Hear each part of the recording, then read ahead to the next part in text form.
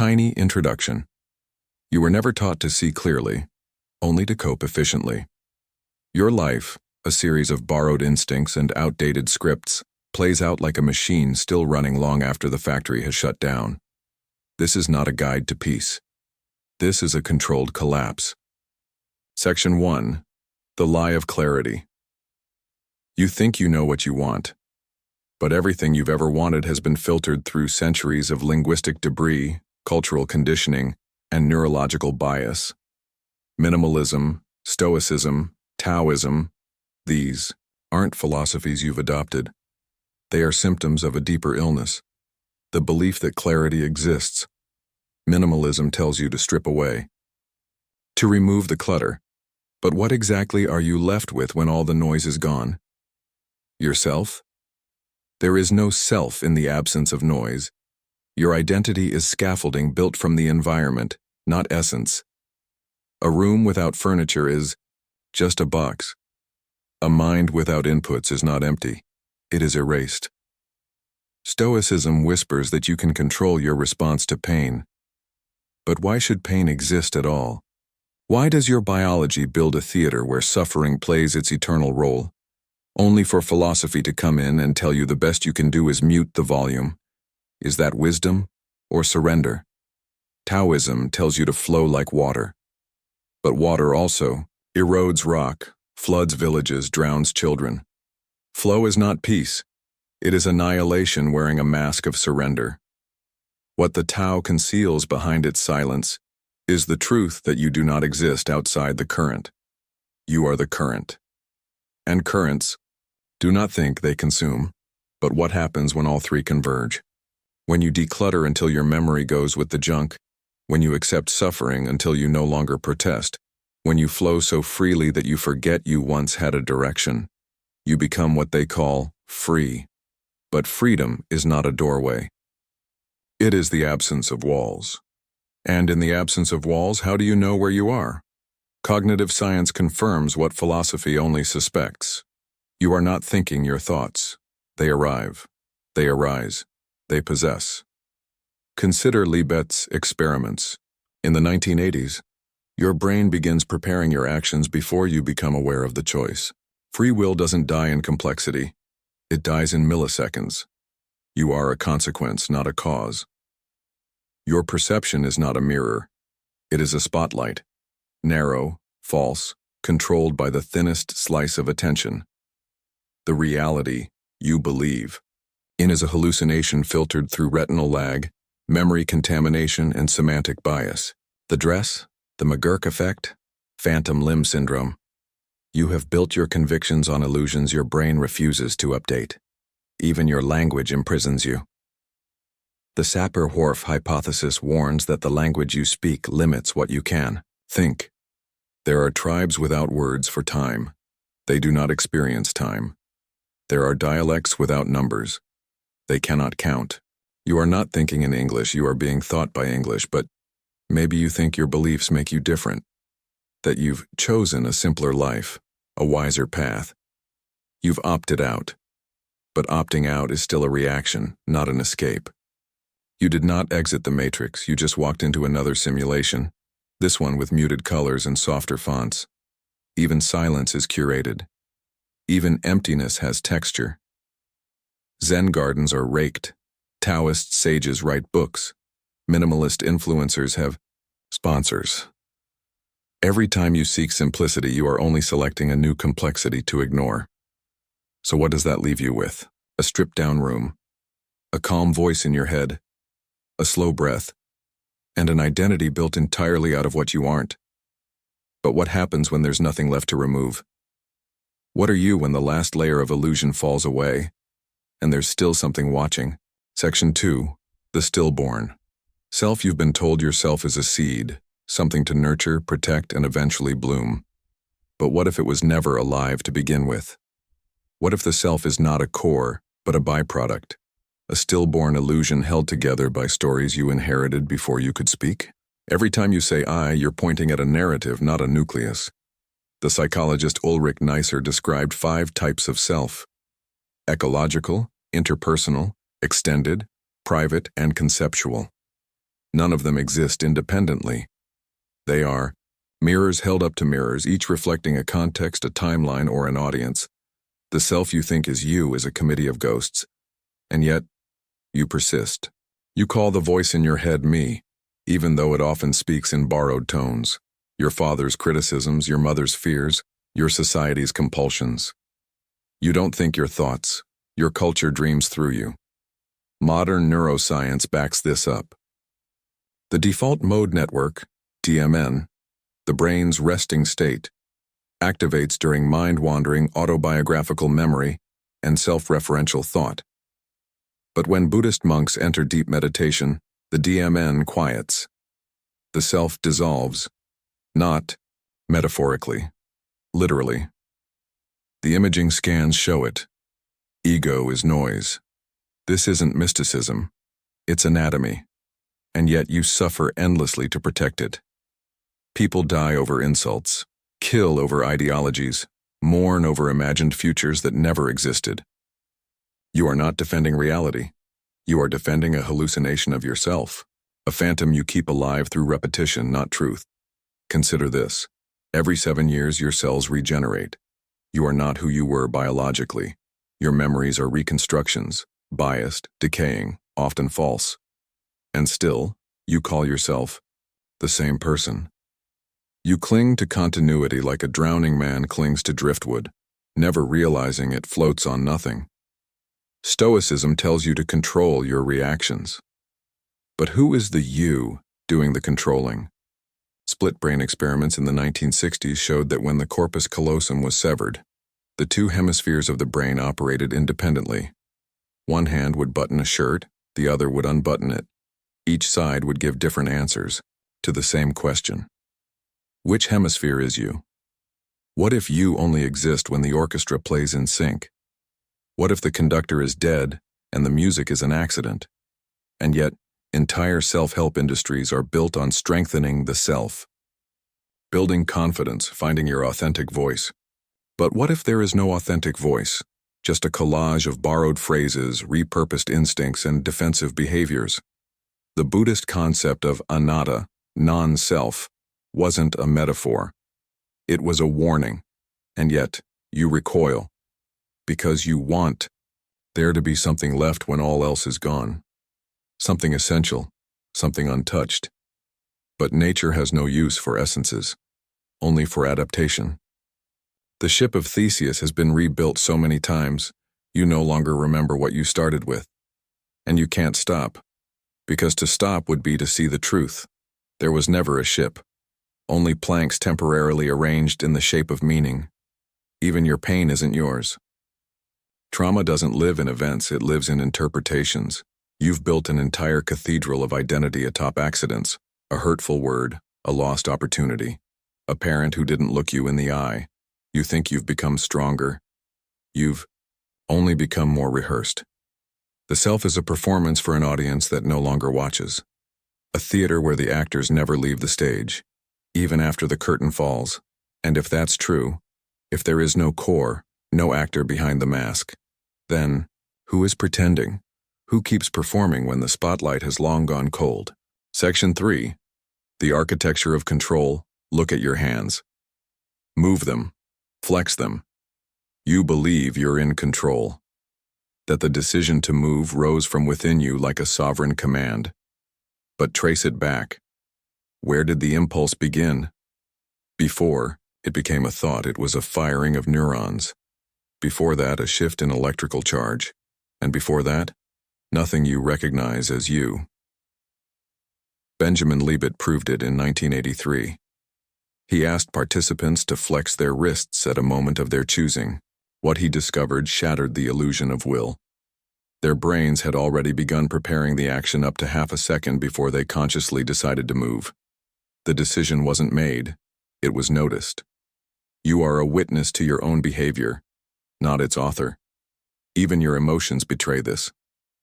Antonio Damasio's somatic marker hypothesis argues that emotions arise from bodily states, heart rate, gut response, tension. You don't feel sad and then cry. You cry and your brain decides it must be sadness. Interpretation follows sensation. Your narrative follows your nerves. Control, then, is a story the body tells the mind to keep it calm. Yet society built its entire structure on this lie. Responsibility, morality, justice, punishment, all rest on the myth of volition. We cage people for actions they were never truly free to choose. You may not be a criminal, but your lack of crime is not proof of morality. It's a consequence of environment, chemistry, and timing. Consider this. If your childhood had shifted a few variables, if your serotonin levels had dipped just slightly lower, if your parental validation came a few seconds too late, you might have become the very thing you now condemn. The line between saint and monster is thinner than silence. Now, apply that to yourself. Every decision you've made, from your career to your favorite color, is a cascading result of causes you never set into motion. Your love for minimalism? A cultural backlash against consumerism. Your attraction to Stoicism? A defense mechanism against uncertainty. Your flirtation with Taoism? A linguistic surrender to contradiction. There is no choice here, only choreography, and yet you clutch to the fantasy of agency like a dying god clutching its final worshiper. You believe that discipline is strength, that meditation is mastery, that letting go is a choice. But what if even your surrender is scripted? What if your desire to control is just a side effect of being controlled?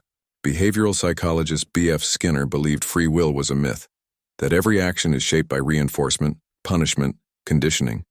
You don't decide to be kind. You were trained to associate kindness with reward. Your habits are leashes, not liberties, but the leash is invisible, because you were trained to love it. Consider Pavlov's dog salivating at a bell. Now imagine yourself scrolling mindlessly through your phone, reacting to likes, fearing silence. Where is your freedom? You are the dog. The bell is your notification. The reward is momentary relevance. Control is not freedom. It is a cage shaped like a mirror. Even in rebellion, you follow the script. Every so-called counterculture becomes the next trend. Commodified, branded, sold back to you in minimalist packaging. You shave your head, delete your social media, meditate in silence. But the algorithm is watching, and it knows you better than you know yourself.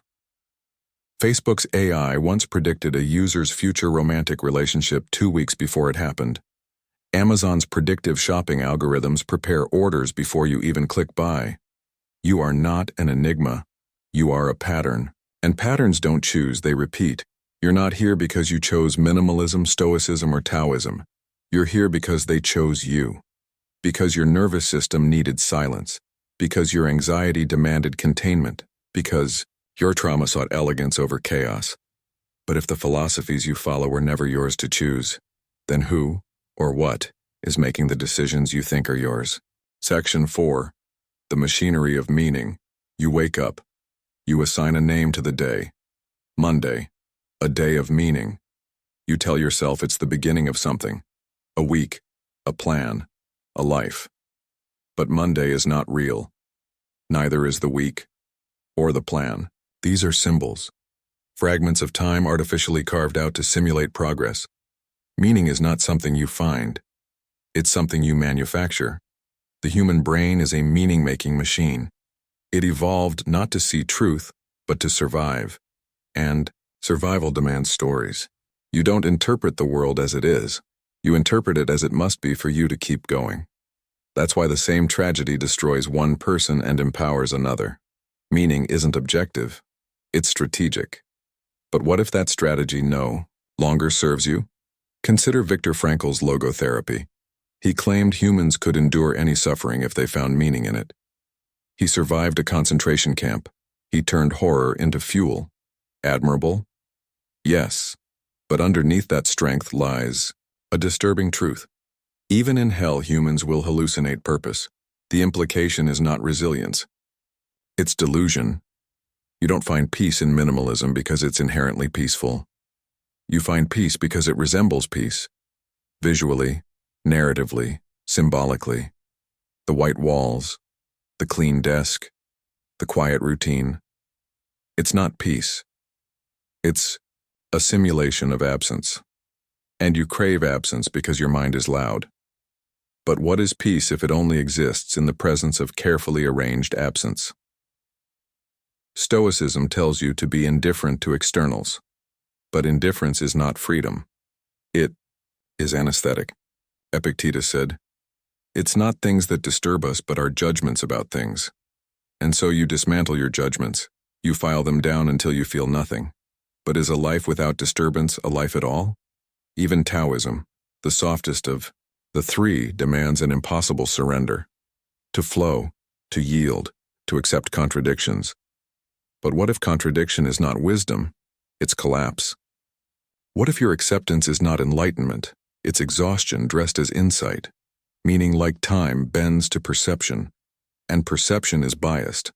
Claude Shannon, the father of information theory, defined information as a reduction in uncertainty. Meaning then is not truth, it's compression. You don't past is not preserved, it's reformatted. And still, you cling to it as your foundation. Ask yourself, what does it mean to be you if your history is a corrupted archive, and your future is a projection built on false continuity? Even the most meaningful moments, love, grief, awe, are neurons firing in patterned bursts. Dopamine, oxytocin, cortisol. Your most sacred experiences are indistinguishable from electrical storms in meat. In 1954, James Olds and Peter Milner discovered rats would press a lever thousands of times an hour to stimulate their pleasure centers. They starved to death in ecstasy. Would you call that meaning? Now imagine your Instagram feed, your career, your ambition. Are you the rat, the lever, or the cage? We praise purpose. We chase legacy. But entropy eats everything. The heat death of the universe will not remember your achievements, your fears, or your carefully arranged room. You are carving runes into smoke. And if meaning is manufactured, perception is biased, memory is false, and identity is performative, then what is left to build a life on? Who are you without your stories? Section 5. The illusion of progress. You think you're moving forward. That time, like a staircase, takes you upward, step by step, day by day, toward something better, smarter, happier, wiser. But what if there is no staircase? What if you're running on a treadmill designed by language, history, and biology, an endless loop misinterpreted as ascent? Progress is the most seductive hallucination the modern world has ever sold. We live in a cult of improvement. Every book, app, podcast, routine, philosophy, tools for upgrading the self. Level up, they say. Optimize. Hack your life. But you are not a system. You are not code. You cannot be debugged into enlightenment. Look at nature. Evolution does not progress, it adapts. It does not care for better, only fitter. The most advanced creatures are not the most intelligent or the most complex. The jellyfish is immortal. The cockroach survives radiation. Your consciousness is not the apex of progress. It is an expensive glitch. Your brain burns 20% of your body's energy at rest. It evolved not to ponder truth, but to simulate control, to predict danger, to avoid death.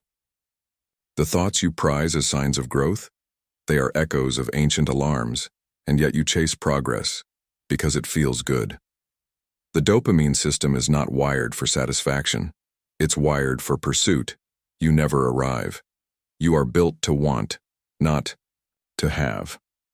And every time you reach a goal, your brain resets the target. The progress you feel is chemical reinforcement, not actual movement.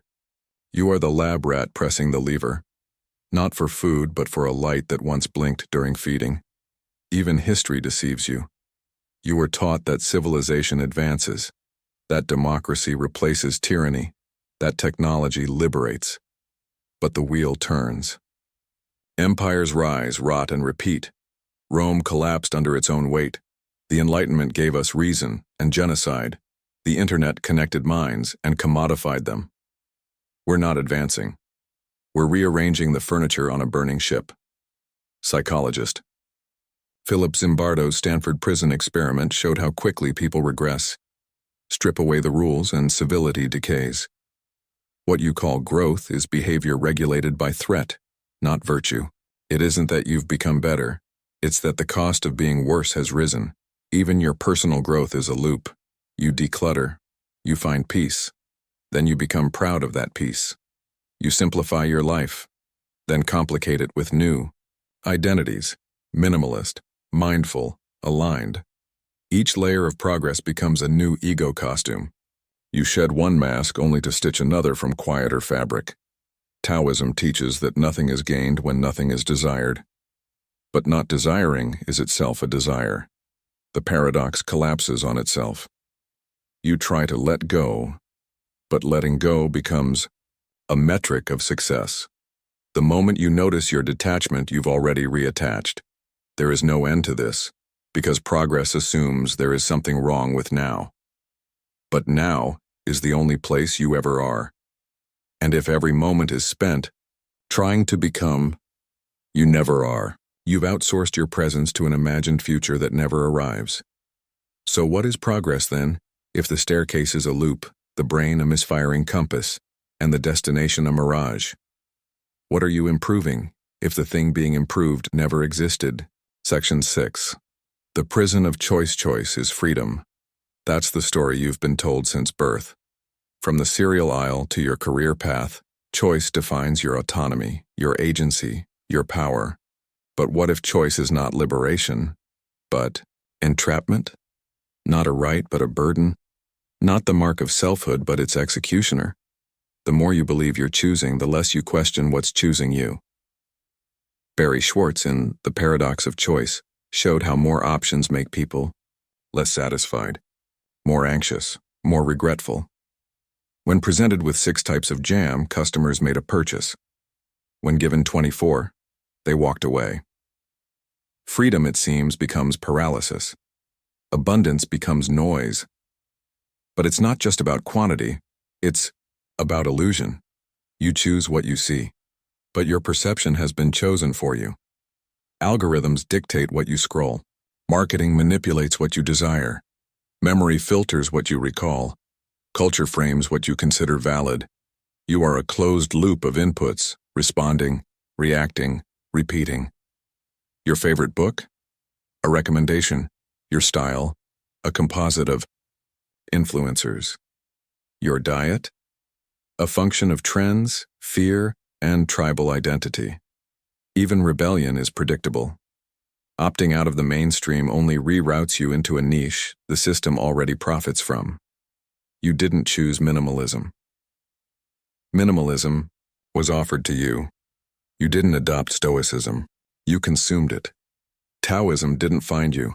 You searched it because you were already tired of choosing. Your mind is not a throne, it's a market. Every thought you have is an ad competing for your attention. Some win, others are buried, but none are yours. If you could trace a single desire back to its origin, would you find a you at the beginning, or a flicker of someone else's intention? Neuroscience provides no refuge. Studies using fMRI show that the brain makes decisions seconds before you're aware of them. By the time you choose, the choice has already happened.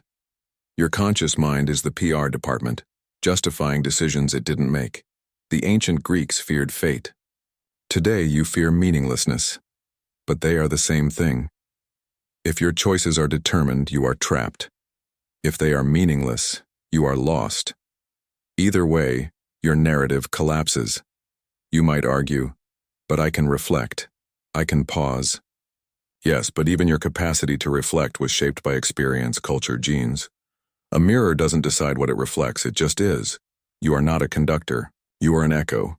And in a world saturated with options, apps, ideologies, identities, choice becomes a weapon, not a gift, not an empowerment, but a torment.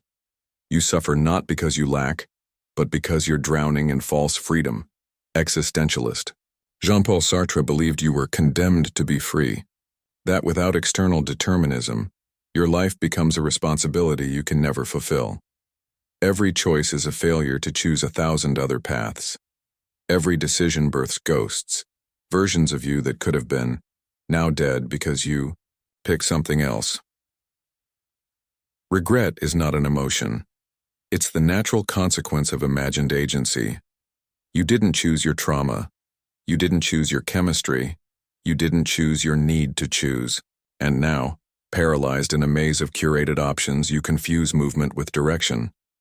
But if none of your choices were truly yours, if even your escape from noise was scripted, anticipated, packaged, and sold back to you, then what, exactly, is left of freedom? Who is choosing when the chooser is chosen? Section 7. The Theater of Identity. You say I am. But the sentence never ends there. You fill in the blank. I am a father, a woman, a stoic, a minimalist, a survivor, a failure. You drag your identity behind you like a corpse dressed for dinner, clothing it in roles, labels, and borrowed language. But what if identity is not a foundation, but a costume, not a home, but a stage?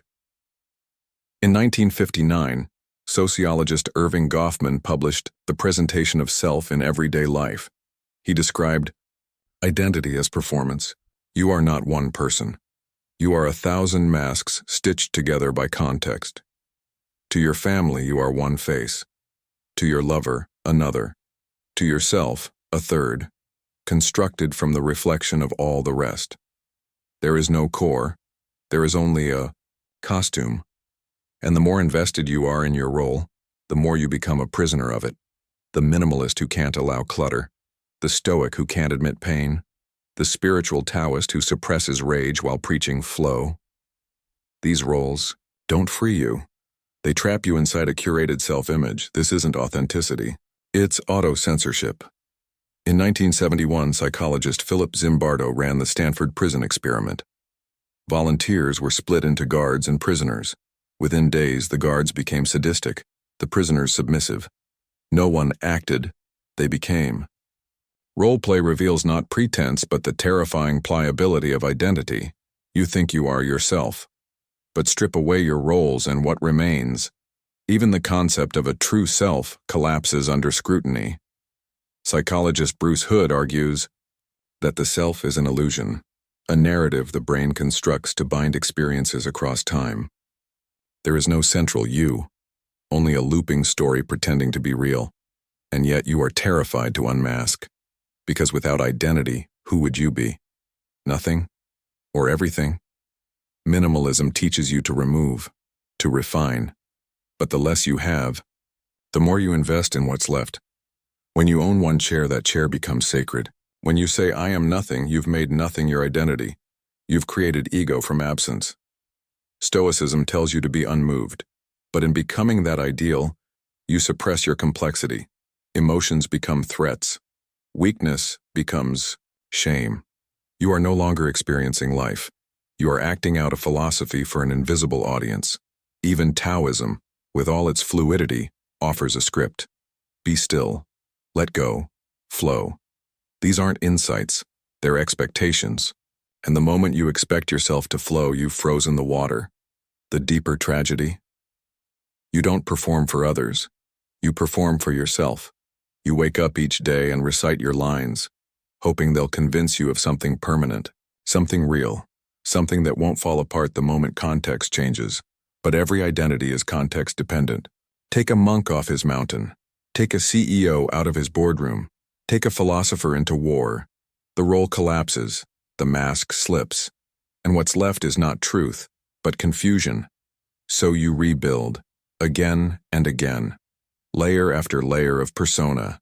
You call this growth, but it's just better acting, more convincing denial, deeper commitment to a character you didn't write. And if every identity is a mask, if even your authentic self is performance, then who exactly is watching? The show? Who waits behind the curtain never clapping? Section 8. The myth of the present moment. Be here now. That's what they say. The gurus, the therapists, the monks. They promise salvation in awareness, peace in presence, liberation in the now. But what if the present moment isn't a destination but a hallucination? What if now is not where you live but where you vanish? Neuroscience has never found a now. There is no single point in time your brain can anchor to.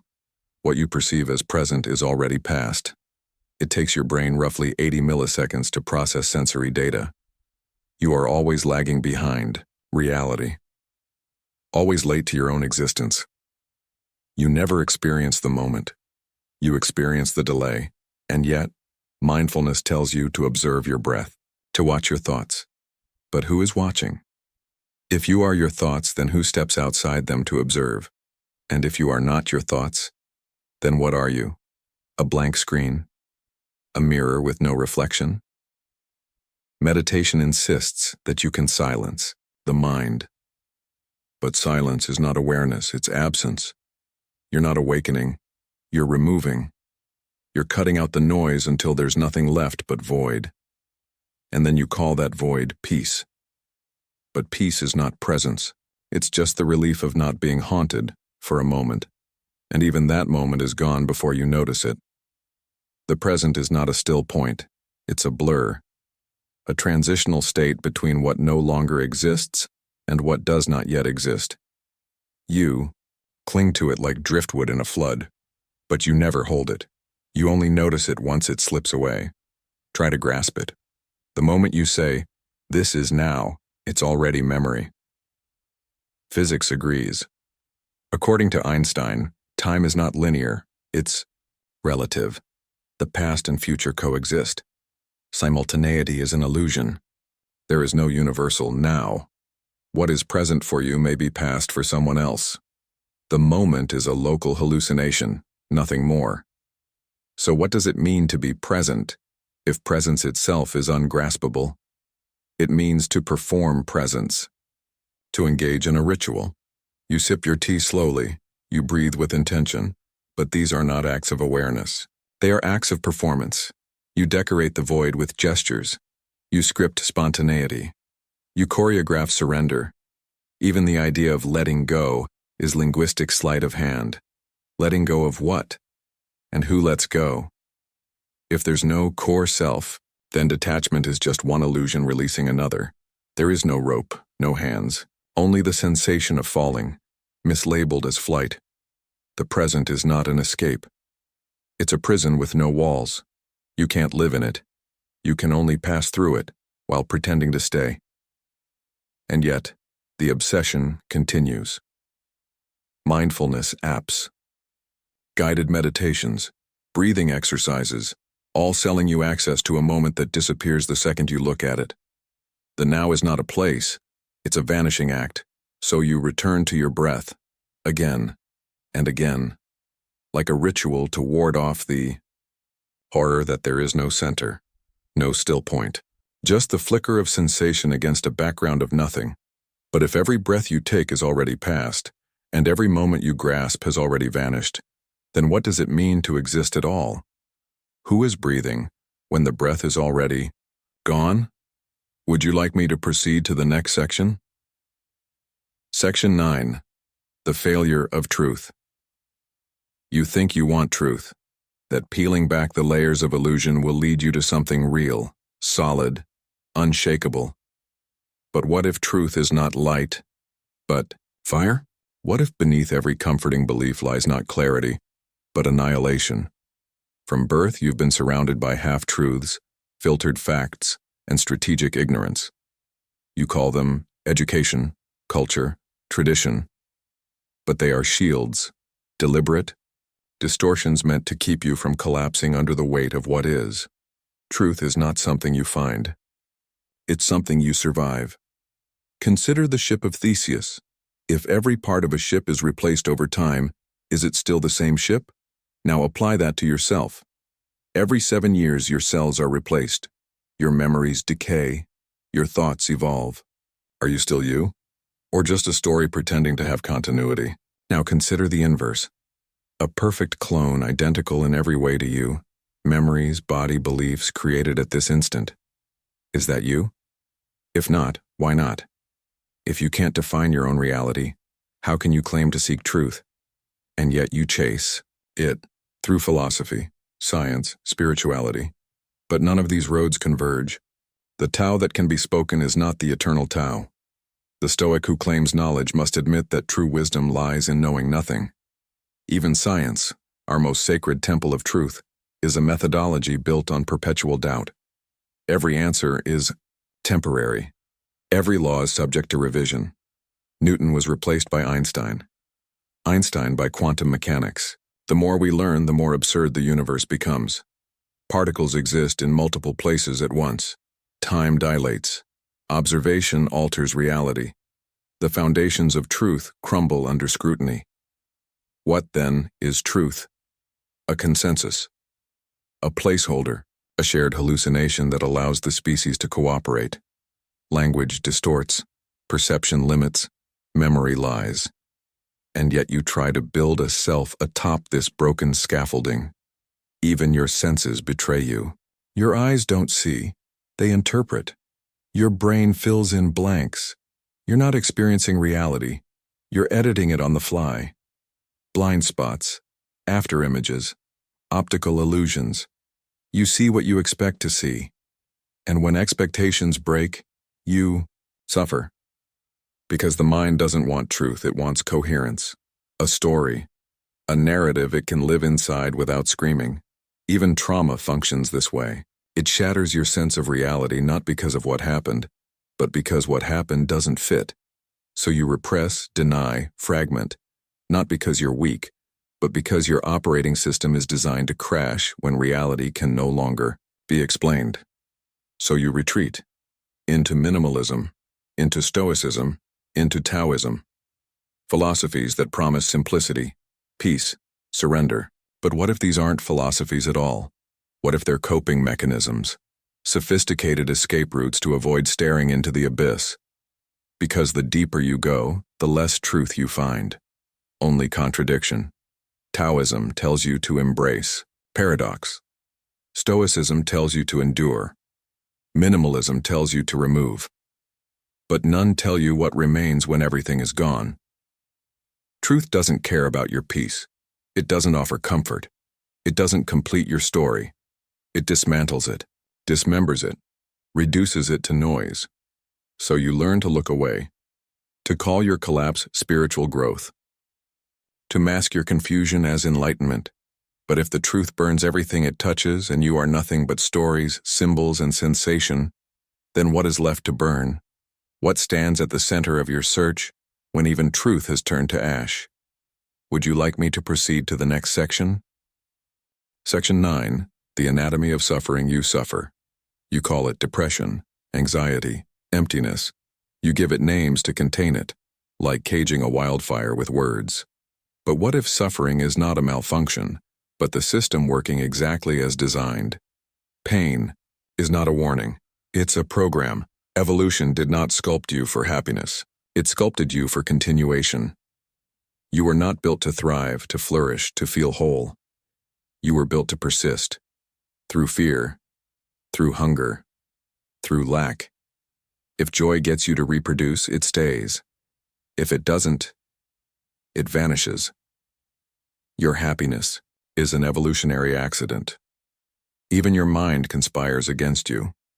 Consider the concept of the negativity bias.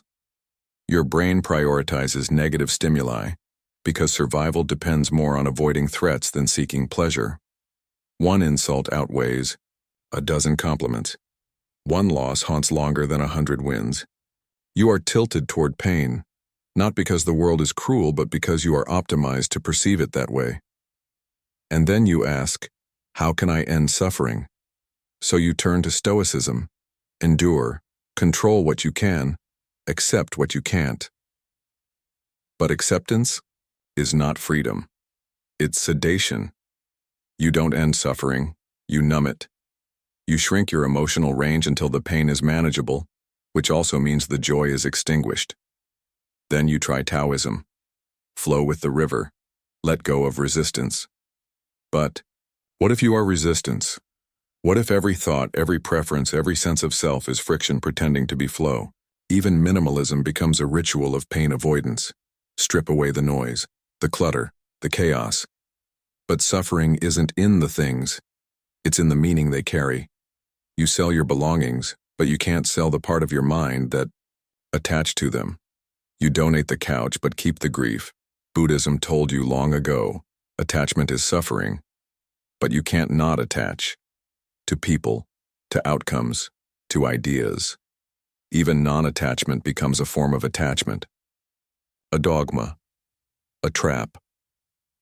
You suffer because your nervous system is predictive. It anticipates harm before it arrives. It creates simulations of failure, rejection, loss. You feel these simulations as if they were real. The pain is not happening, but it is felt. You are haunted by futures that don't exist and pasts that never stopped bleeding. Even your most basic physiological responses are betrayals. Cortisol floods your system under stress. It breaks down your immune system. It shortens your life. But your body does it anyway because it evolved for a world of predators, not notifications. You're drowning in a sea of low-grade threats your biology interprets as mortal danger. You suffer in dreams. You suffer in memories. You suffer in anticipation. Pain isn't a moment, it's a continuum. And the therapies you apply are patches on a dam that was never meant to hold. You practice gratitude. You breathe slowly. You observe your thoughts. But none of it solves suffering. It just wraps it in softer language. The pain remains, hidden, quiet, patient, because suffering is not something to escape. It is the price of being conscious. You think, therefore you hurt, and maybe you hope that meaning will justify it, that growth will redeem it. But growth is just the scar tissue of trauma. You call it healing. But it's only adaptation. So ask yourself this. If every breath carries the seed of fear and every thought contains a fracture, then is suffering a problem to fix or the only evidence that you're still alive? Section 10. The collapse of time. You move through time like it's a road, past behind, future ahead, present beneath your feet. But what if the road doesn't exist? What if time isn't a line but a loop? A maze with mirrors for walls and no center. You don't live in time. Time lives in you. Einstein shattered the idea of absolute time over a century ago. His theory of relativity showed that time bends, stretches, slows down. Two observers can disagree on what happens first. Time is not fixed. It's not universal.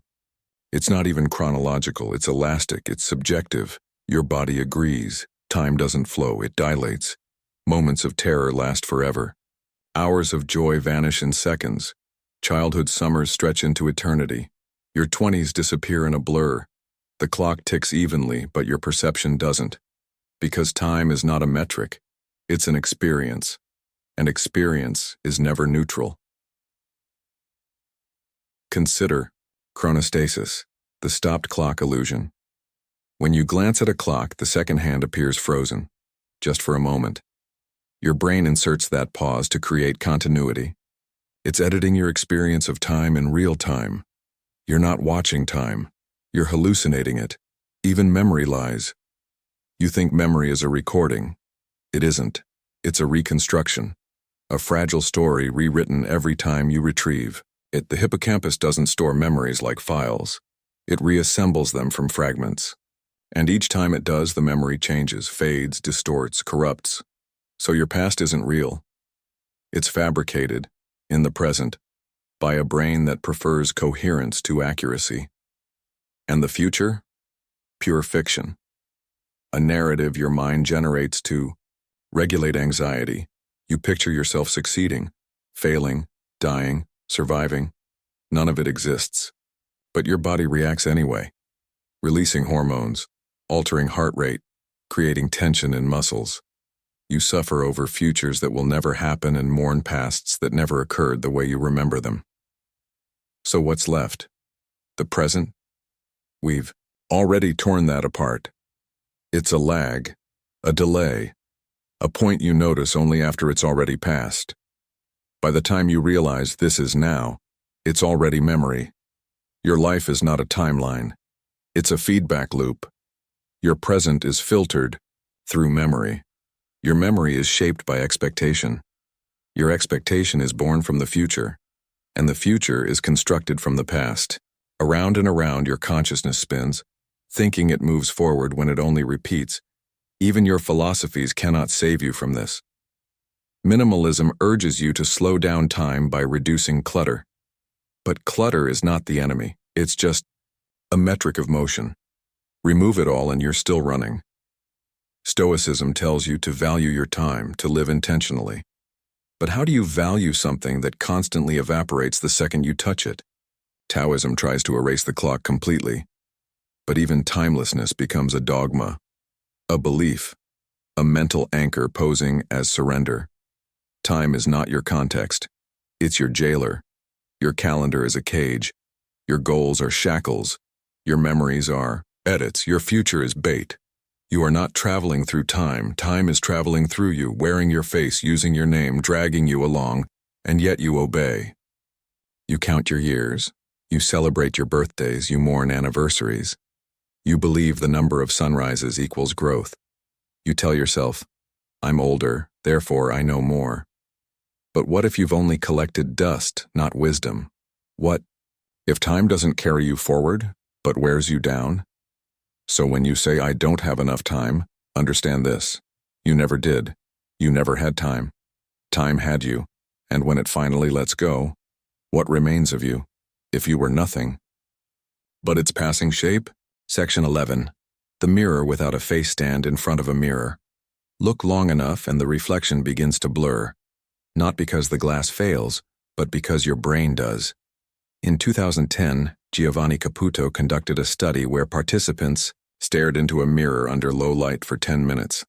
Most saw their own faces distort. Some saw monsters. Others saw strangers. A few saw nothing at all. This wasn't a hallucination. It was exposure. You don't know your own face. You know the story your brain tells to stop you from screaming. The self you think you see, the one in photos, in bathroom mirrors, on video calls, is a moving average, a composite sketch. Your brain adjusts for angles, lighting, mood, memory. There is no you to be seen, only interpretations that shift faster than you can catch them. And yet, you call that shifting reflection identity. Even newborns can't recognize themselves until months after birth. The mirror stage, as Jacques Lacan described, is when a child first recognizes their reflection. But it's not a moment of understanding. It's a moment of misrecognition. The child sees coherence where none exists. It sees self where there is only surface. That is your first illusion, and you never recover from it. You curate your appearance, shape your hair, adjust your clothes, filter your image, not because you know who you are, but because you don't. You become your reflection. You chase a version of yourself polished by feedback, conditioned by approval, and haunted by comparison. The mirror is not a tool. It's a tyrant. Even without glass, you reflect. In conversations, in roles, in reactions. Each interaction a mirror, each response a distortion. You become different people for different eyes. The minimalist to the overwhelmed. The stoic to the emotional. The serene Taoist to the frantic modern. You wear masks so often that you forget. Your face beneath them was never there to begin with. There is a condition called prosopagnosia, face blindness. Those who have it cannot recognize faces, even their own. They navigate the world using voices, clothing, posture. You don't suffer from it. But what if, in a deeper sense, you do? What if you've never seen your true face because there was never one to see? Photography offers no rescue. A camera captures you, but only as light, filtered through a lens interpreted by a sensor, digitally rendered through algorithms. That isn't you. It's a translation, a pixelated lie. Even memory distorts your face. The version of you from childhood? Constructed. The you your parents recall? Incomplete. The you your ex remembers? Weaponized. Every version of your face is a reflection bouncing between distortions. So where is your real face? Not in your passport. Not in your mirror. Not in the minds of others. Even if you were to strip away every external identity, name, voice, posture, status, what remains? Not clarity, not truth, only the void. the absence you've been hiding behind curated reflections and polite descriptions. And yet, you return to the mirror. You adjust. You perform. You convince yourself there is something there, something solid, something real. But if every reflection is a lie and every self-image a narrative, then what are you really seeing when you stare at your own face? And who exactly is doing the looking? Section 12, the sound of the mind. Listen closely. Not to the world, but to the thing inside your head. The endless commentary. The voice that narrates your every move, judges your every thought, rewrites your every memory. You call it thinking. You assume it's you. But what if that voice isn't yours? That voice has never stopped. From the moment language took root, it began. Describing, reacting, labeling. A constant stream of inner dialogue. But who trained it? Who gave it its vocabulary? Who programmed its tone? You didn't choose your language. You inherited it. You didn't invent your thoughts. You absorbed them. Even now, as you read these words, that voice is speaking them inside you, and you call that reading. But it's not reading, it's listening. And the voice you're listening to? It's not your creation, it's your captor. The average person has between 6,000 to 70,000 thoughts per day, depending on how you define a thought. Most of them are repetitive, most are negative, and almost none are intentional. You are not thinking, you are being thought. Mindfulness tells you to observe the voice, to watch your thoughts pass like clouds. But even the observer is a thought, a layer of the same system. You cannot step outside of it. You are the noise attempting to silence itself. And when the voice goes quiet, during deep sleep, anesthesia, meditation, what remains? You don't remember, because you weren't there. In deep meditation, experienced monks describe cessation, a total loss of self, of thought, of time. And when they return, they don't describe revelation, they describe nothingness, the absence of all internal structure. That's your baseline, that's what's underneath, and yet you cling to the voice. You confuse it with intuition, with intelligence, with identity. But the voice doesn't care about truth, it cares about survival. It rewrites history to protect your ego. It projects futures to justify your fear. It interprets silence as threat. It creates problems so it can solve them. It's not a guide. It's a glitch. Consider the phenomenon of verbal overshadowing. When you try to describe a face in words, your accuracy in recognizing it later decreases. The act of verbal thinking interferes with perception. Your voice isn't clarifying reality. It's corrupting it, yet you live inside that voice. You argue with it, you negotiate with it, you believe it, you fear it, and sometimes you are it. This is what you defend when you defend your identity. Not your body, not your memories, but this loop of language forever circling itself. Even your philosophies feed it.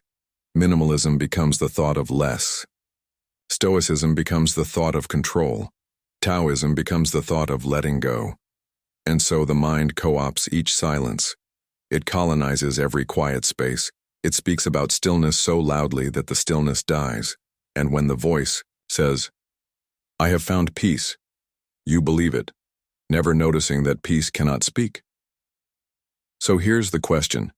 If the voice in your head is just noise, just recycled language, fear, memory, and mimicry, then who or what are you when the talking finally stops? And if that voice is all you've ever known, what if you never actually existed? Section 13, the ghost called memory.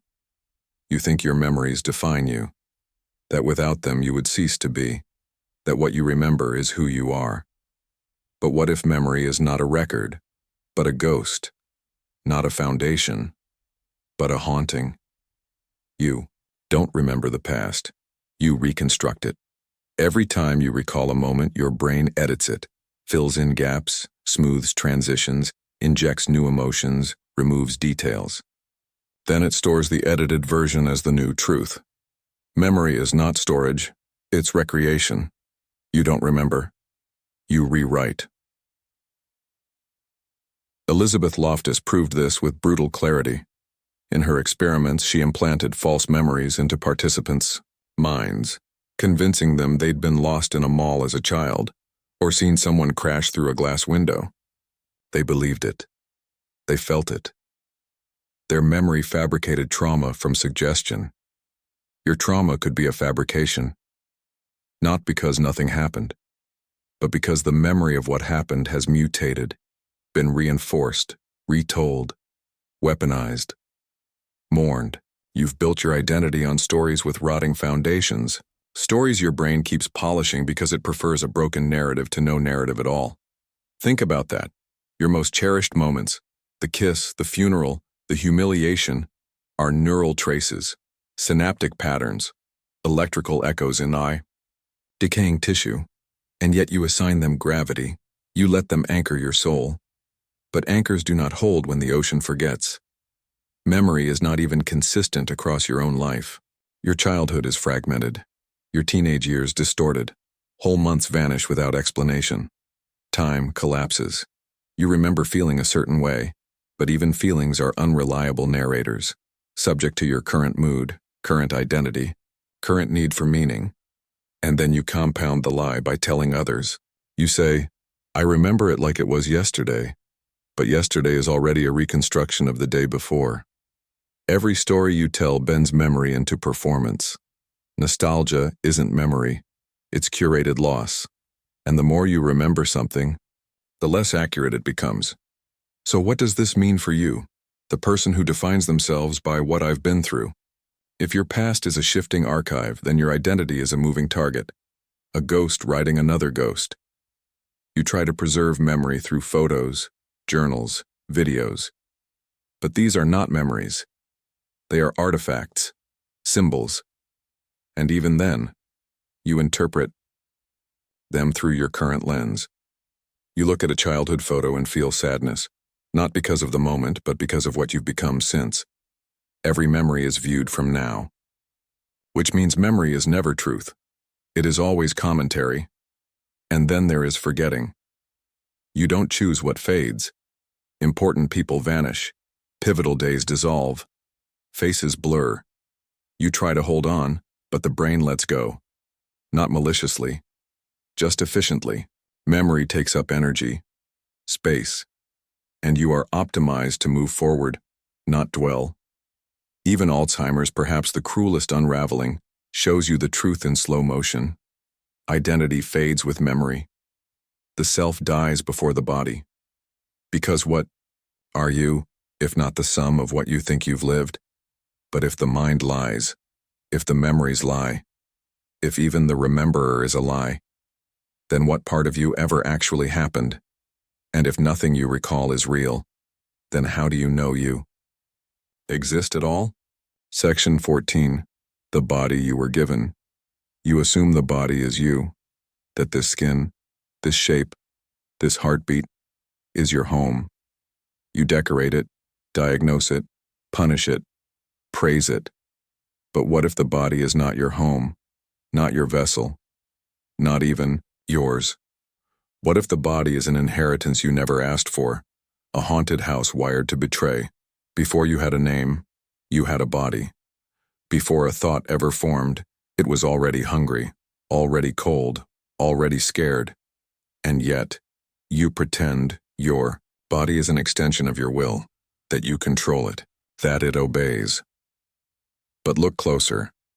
You didn't choose your heartbeat. You don't control your digestion. You don't will your wounds to heal. Your body lives without you, functions without you. It breathes while you sleep. It bleeds when cut.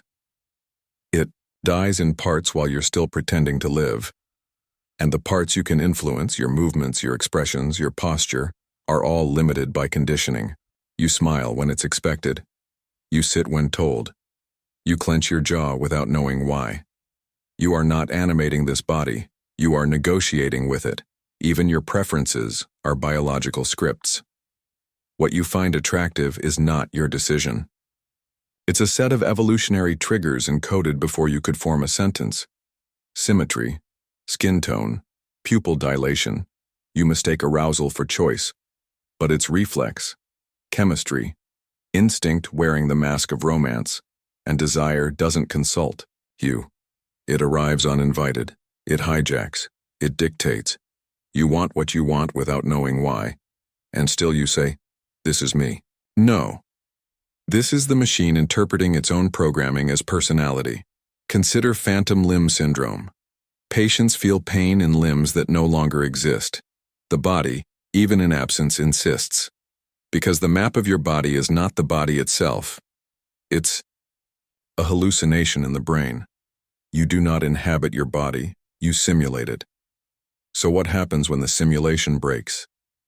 In depersonalization disorder, people report feeling detached from their own body, as if watching themselves from a distance. The voice speaks, the hands move, but the self is absent. Not metaphorically, neurologically. The body continues. The self dissolves, and even when you feel present, what are you present in? Flesh, bone, blood. A system evolved to propagate genes, not to serve consciousness. You are not the master of this body. You are a byproduct of its operation, a side effect of its metabolism, a parasite with the illusion of control, and this body, so familiar, is largely alien. Most of the cells in your body are not yours. They are microbial. Bacteria, viruses, fungi. You are a host. A colony. A collective pretending to be singular. And yet you say, I.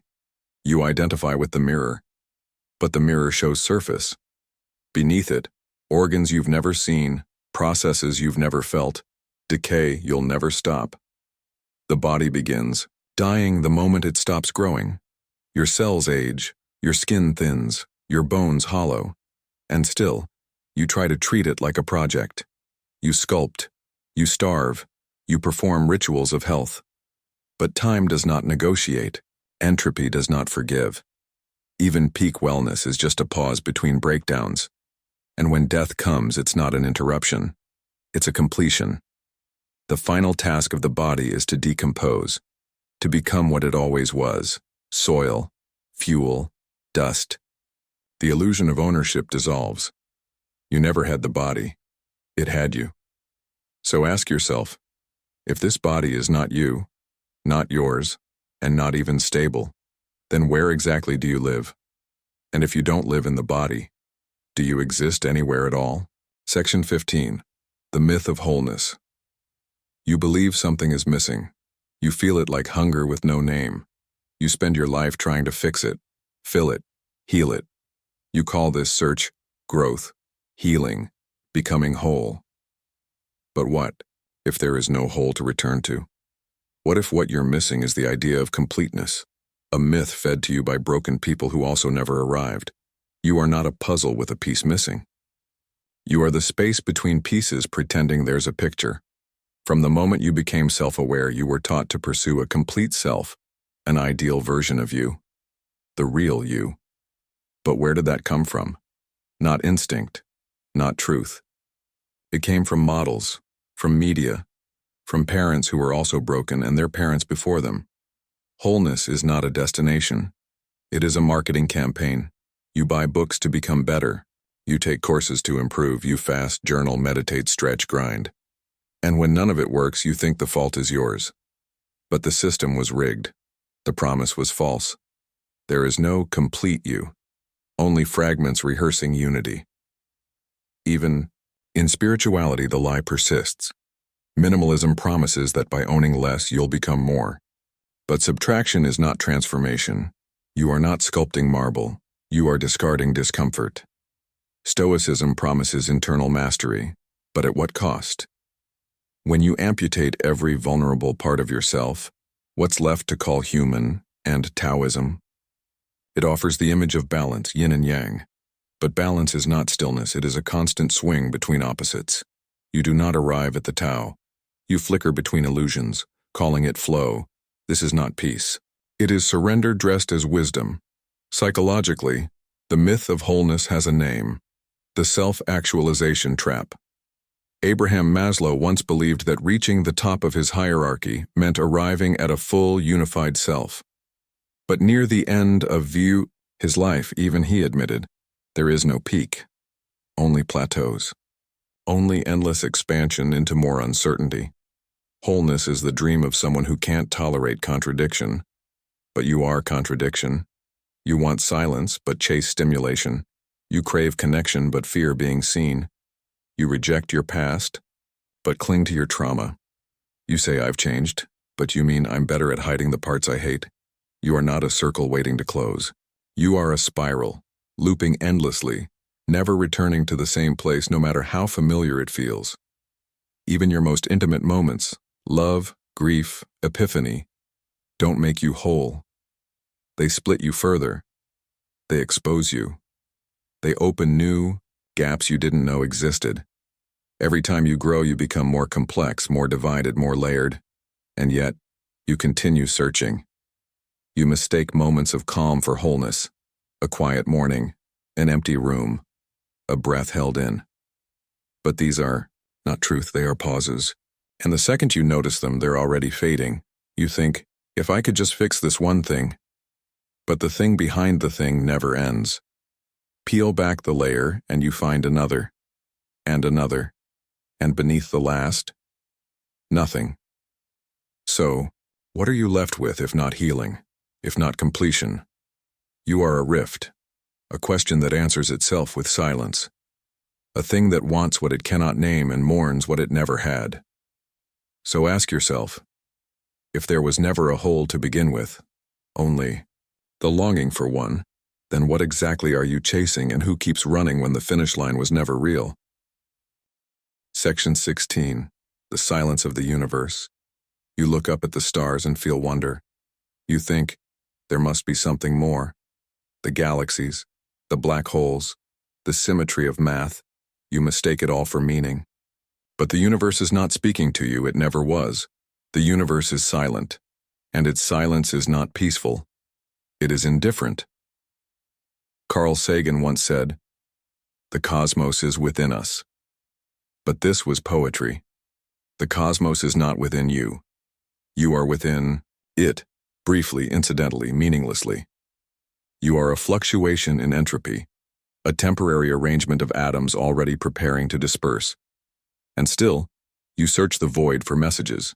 You find Fibonacci sequences in pine cones, sacred geometry in nature, coincidences in chaos. But patterns are not messages. They are accidents filtered through your need for narrative. Your brain is a pattern detection machine wired to hallucinate purpose in randomness.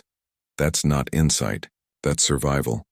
The same instinct that helped your ancestors spot a predator in the grass now makes you believe your car alarm went off for a reason, that your breakup taught you something, that a sunset means something.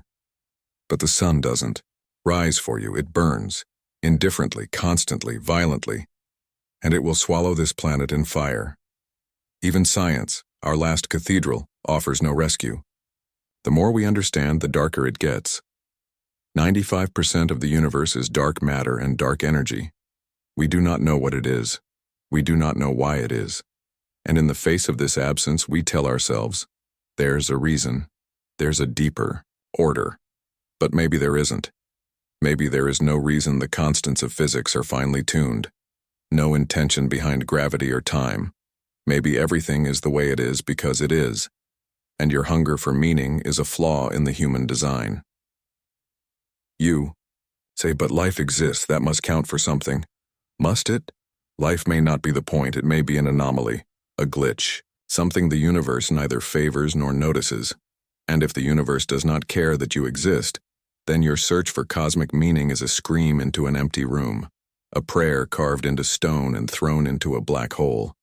Still, you seek connection. You turn to spirituality. You say, I feel the presence of something greater.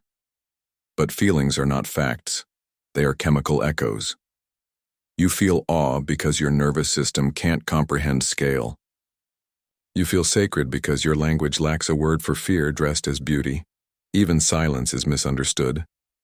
You meditate, hoping to hear something in the stillness.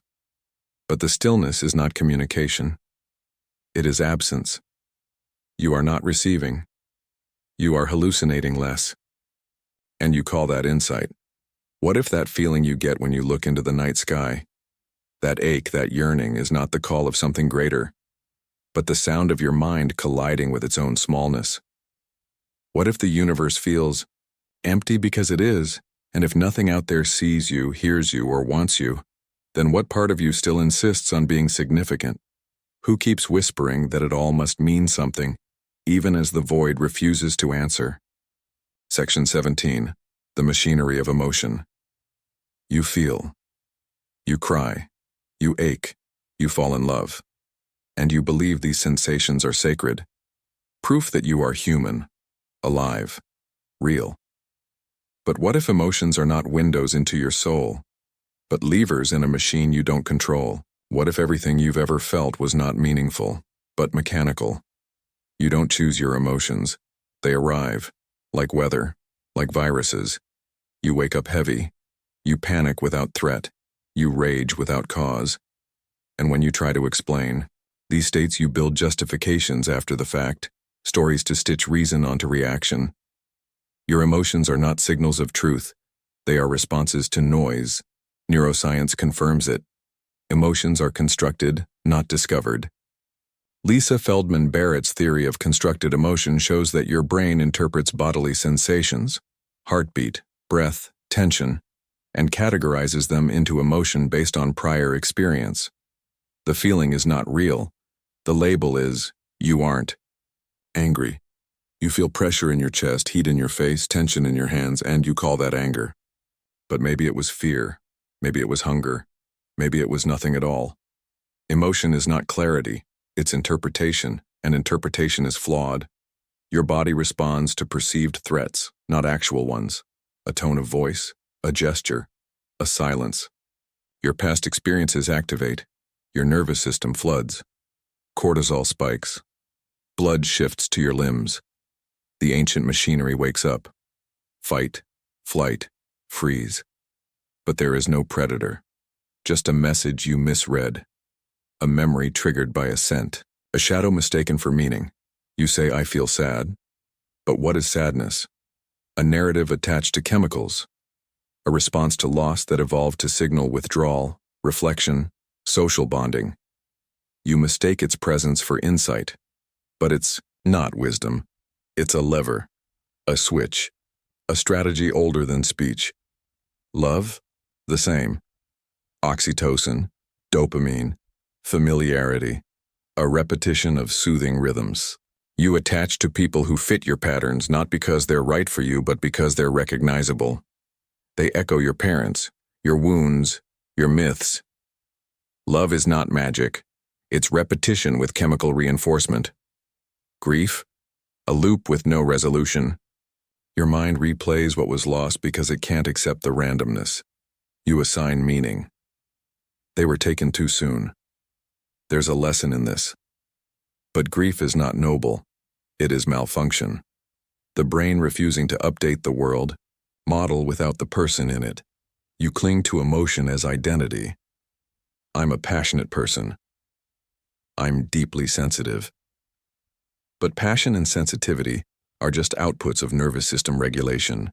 You are describing the behavior of your hardware, not the depth of your spirit. Even your moral outrage is mechanized. See a video online, feel fury, share it, react.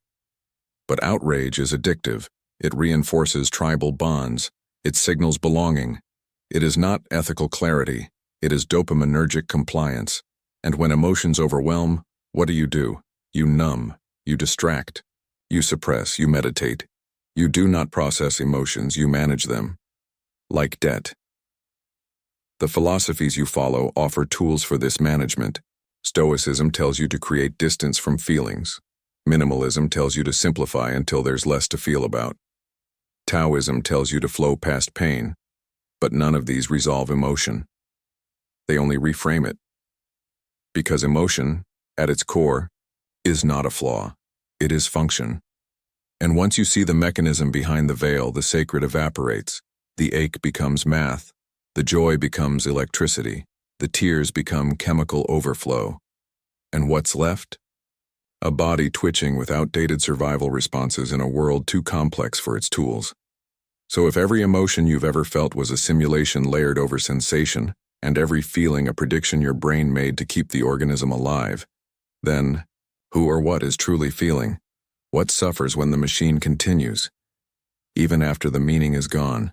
Section 18. The absurdity of belief you believe in something. You may not call it religion, but you believe in justice, in love, in purpose, in the sanctity of life, in the right to choose, in the promise of peace. And yet, have you ever asked, where did these beliefs come from? Not why you believe, but how belief itself operates. What if belief is not a sign of conviction, but a coping mechanism for incoherence? The human brain cannot survive uncertainty for long. It fills gaps, creates narratives, constructs scaffolding where reality offers none. You believe not because something is true, but because believing feels better than not knowing. Consider belief perseverance, a cognitive bias where people cling to beliefs even after they've been disproven. Facts don't break belief. Emotion cements it. You keep believing because your identity depends on it, not because reality supports it. But if beliefs are not about truth, what are they about? Control. Belief is control, not over the world, but over you. Over your fear, over your confusion, over your paralysis in the face of chaos. Beliefs give you a place to stand even when the ground is imaginary. You believe in karma. Why? Because randomness is terrifying. If bad things just happen, you're not safe. So you create a law, a system. You believe the universe is moral, but the universe is violent. It births stars in collisions. It ends life without intention. You believe in growth, in healing, in inner transformation. But these are not universal truths. They are ideals, socially enforced, biologically incentivized. You believe because not believing would tear down the entire structure of your self-image. Belief, like memory, like emotion, is not neutral. It is architecture. Even when you believe in yourself. What does that mean? Confidence? Faith in outcomes. You are trusting in a fictional narrative that you've told often enough to sound like prophecy. But under stress, belief fractures. Viktor Frankl believed that meaning helped him survive the Holocaust. And yet, others who found the same meaning didn't survive. Meaning did not protect them. Belief did not save them. Survival is not proof of belief, it's proof of luck. This is the part you avoid. Belief is arbitrary.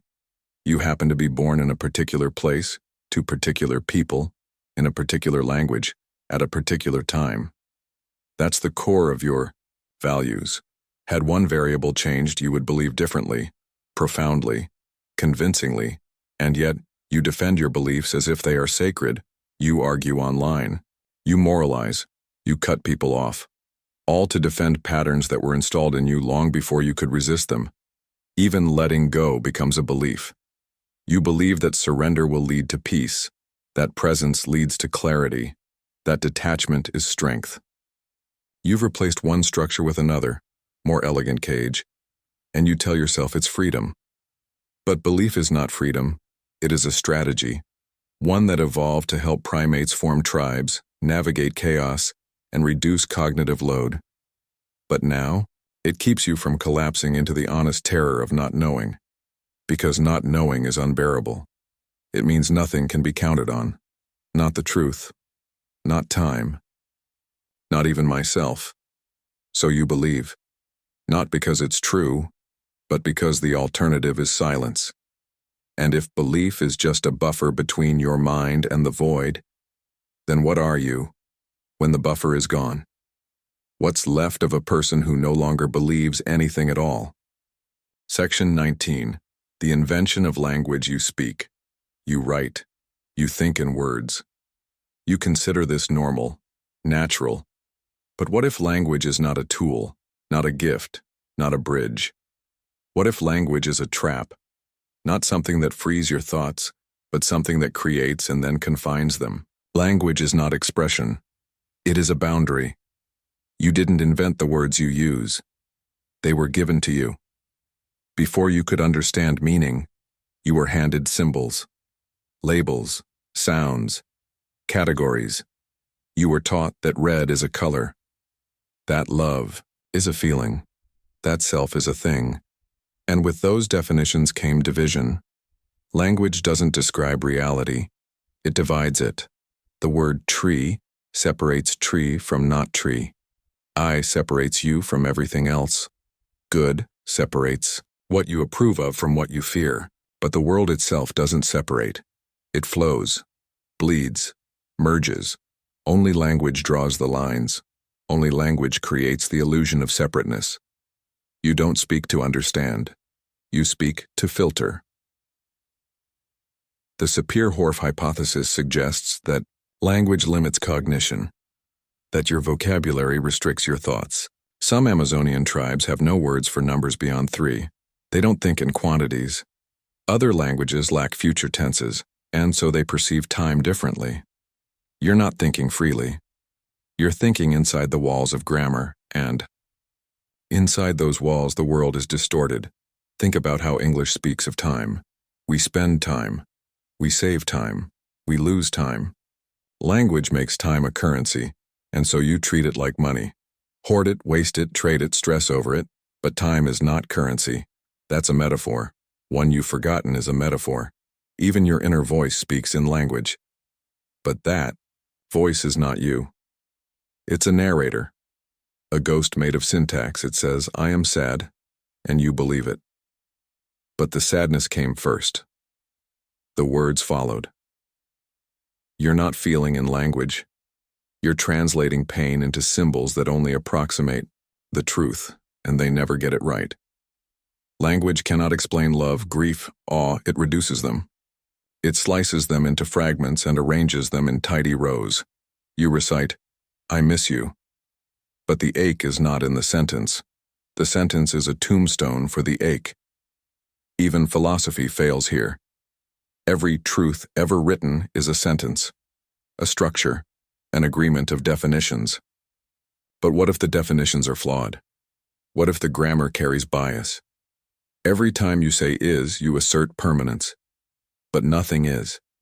Everything becomes. The very form of language distorts what it tries to grasp. And yet you believe it's your only way out. You journal to understand. You chant mantras. You seek the right words to heal. But what if healing lies beyond words? What if the need to label your pain is the very thing that sustains it?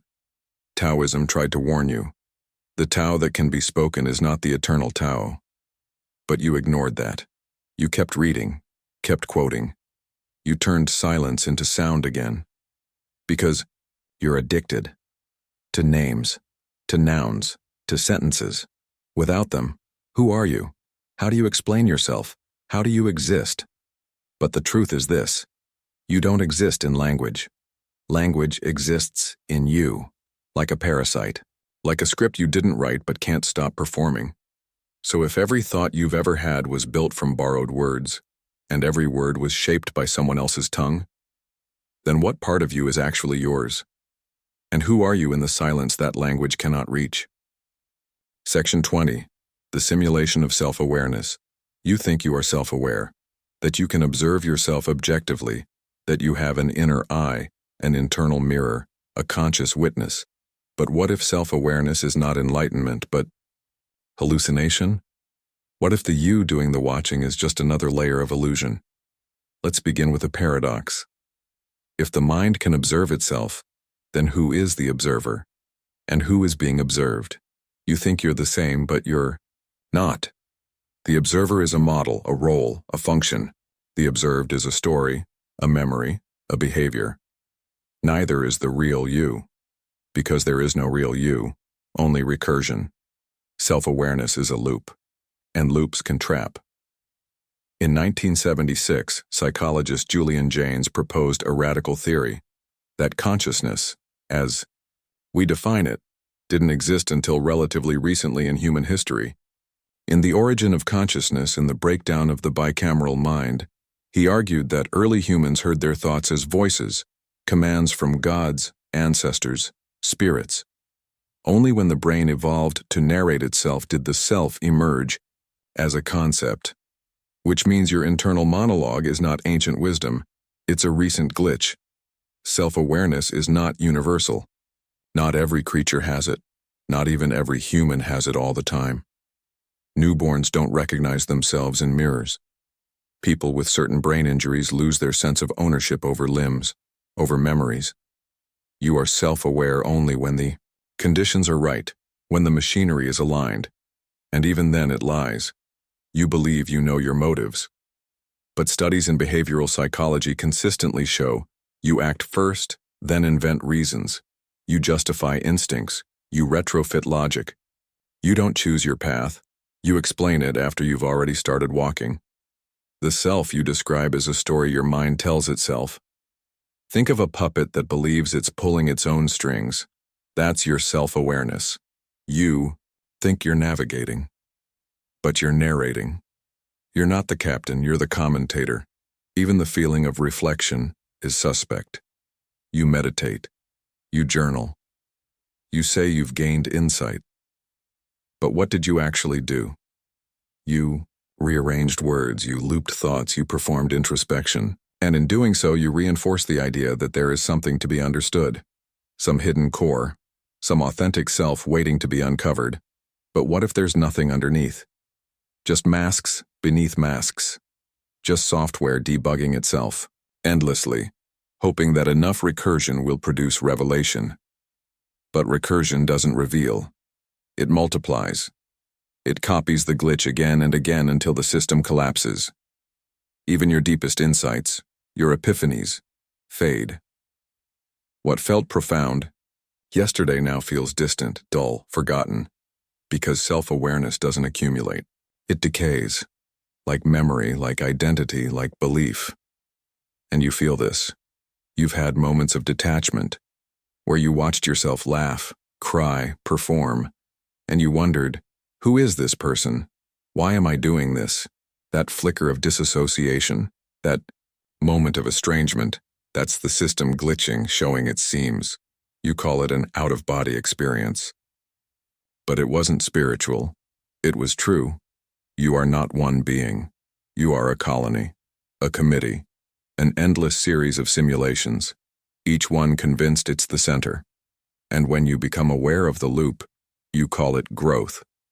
But it's not growth. It's just deeper recursion. You think to know yourself is to be free, but to truly know yourself would be to see that there is no self, just a loop that can never step outside itself. So ask, if every act of self-awareness is just a simulation folding in on itself, then who is observing the observer? And if you ever did catch a glimpse of what's real beneath the loop, would you even recognize it? Section 21. The economy of the soul you bargain. Every day, in every interaction, you trade parts of yourself. Time for money, attention for validation, pain for meaning. You don't just live, you transact. And somewhere along the line, you began to treat your own soul like currency. But what if the soul was never yours to spend? The myth of the soul, that there is some inner essence indivisible and sacred, has persisted for millennia. It comforts you. It tells you that beneath the chaos, there's something intact, something the world cannot touch. But the world has already touched you, repeatedly, brutally, and what's left is not soul. It's cost. Your values are not virtues.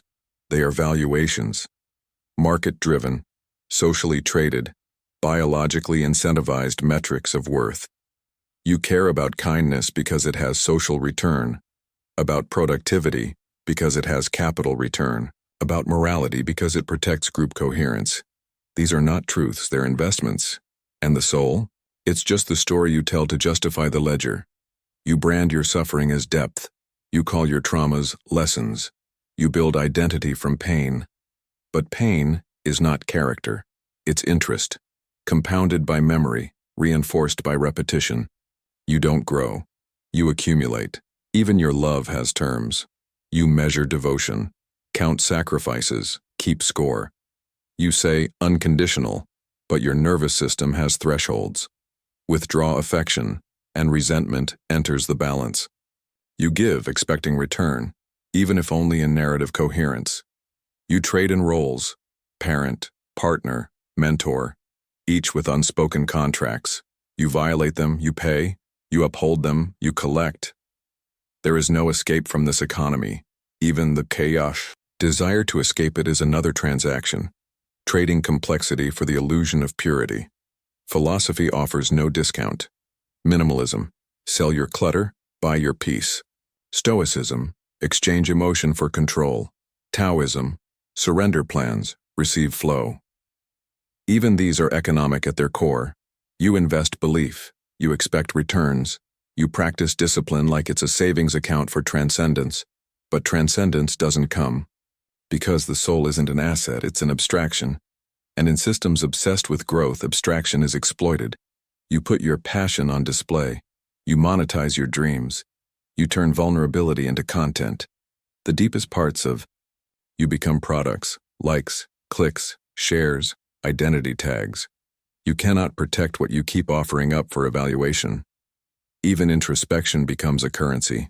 Therapy becomes a ledger. Healing becomes a metric. You measure your progress in milestones, compare your wholeness to others, and when you fall short, you invest harder. But the soul is not a stock. It does not rise with effort. It doesn't rise at all, because it was never a thing, never solid, never there, just a word, a placeholder, a poetic name for the accumulated residue of experience and projection and unmet expectations. So ask yourself, if every part of you can be weighed, valued, sold, optimized, and compared, then what part of you cannot? And if such a part does not exist, then what exactly are you protecting when you say you're trying to find your soul? Section 22, the death that never arrives, you live with it. The awareness, subtle, constant. A faint ticking beneath every joy, every plan, every quiet moment. Death. Not just an end, but the end. The terminus of every thought, every heartbeat, every idea of you. You do not fear pain, you fear non-being. But what if death is not the end you imagine? What if death is not a door, but a mirror, showing you that you were never here to begin? With we speak of death as future, as distant. But death is not coming. It's already happening. Your cells are dying. Your brain is decaying. Your memories are evaporating in real time. The version of you that began reading this sentence is already gone. Death is not an event. It's a process you call aging to make it feel polite. Still, you try to negotiate. You eat better, sleep more, chase longevity, immortality, even uploading consciousness, freezing bodies, decoding telomeres. But these are not strategies, they are denials. You cannot beat something that's woven into your definition. In thermodynamics, the second law guarantees that systems decay, energy disperses, entropy rises. You are not exempt. You are a temporary illusion maintained by metabolic effort. Once that effort ceases, you fall apart, not dramatically, but as expected. You fear oblivion. But have you ever truly been? You don't remember your birth. Your first months, the hours you slept last night, the moments between thoughts. You spend most of your life unconscious, dissociated, distracted. You already don't exist for most of your time here. And yet, you grieve the idea of being gone. You imagine death as darkness. But darkness is an experience, and you won't be there to experience it. Death is not black. Death is not silence. Death is not anything, because for you, nothingness cannot be known. Still, religion steps in, a soul, a continuation, a heaven, a hell, a reincarnation. But these are not answers. They are placeholders. They exist because the mind cannot imagine its own absence. Your brain can't simulate non-existence, so it fills the space with stories. Stories it calls faith. Even philosophies like Stoicism whisper, death is natural. That fear is irrational. But knowing a thing is natural doesn't stop you from resisting it. Cancer is natural. So is extinction. So is collapse. You can't reason with mortality. Minimalism tries to prepare you. Let go, detach, own less. Be ready. But you cannot tidy your way into acceptance. You can empty every drawer, simplify every habit, remove every attachment, but the last thing you'll ever lose is you. Taoism flows around death. Death is a return, a cycle, a transformation. But transformation still assumes a continuation. And if nothing continues, if even your awareness dissolves, then who returns? The most honest truth? You don't fear death. You fear dying without ever having been real. You fear that all your effort, all your philosophies, all your seeking was just noise in a machine that never knew it was running, that you never had a soul to lose, that you were not you even in life. So here's the question. If death is the final proof that you were never solid, never separate, never permanent, then who or what has been afraid all this time? And if there is no one left to answer that question, was there ever anyone asking it? Section 23. The lie of legacy. You want to be remembered, even if just by a few, even if just for a moment. A name etched somewhere, a story told again. You say, I was here. But what if legacy is not immortality, but denial? What if it's not a bridge to the future, but a gravestone written in dust? You chase legacy because you fear extinction, not physical death, psychic death, the complete erasure of your existence, not just your body, but your effect. You want to matter. But mattering is relative, temporary, conditional. It depends on memory, and memory dies.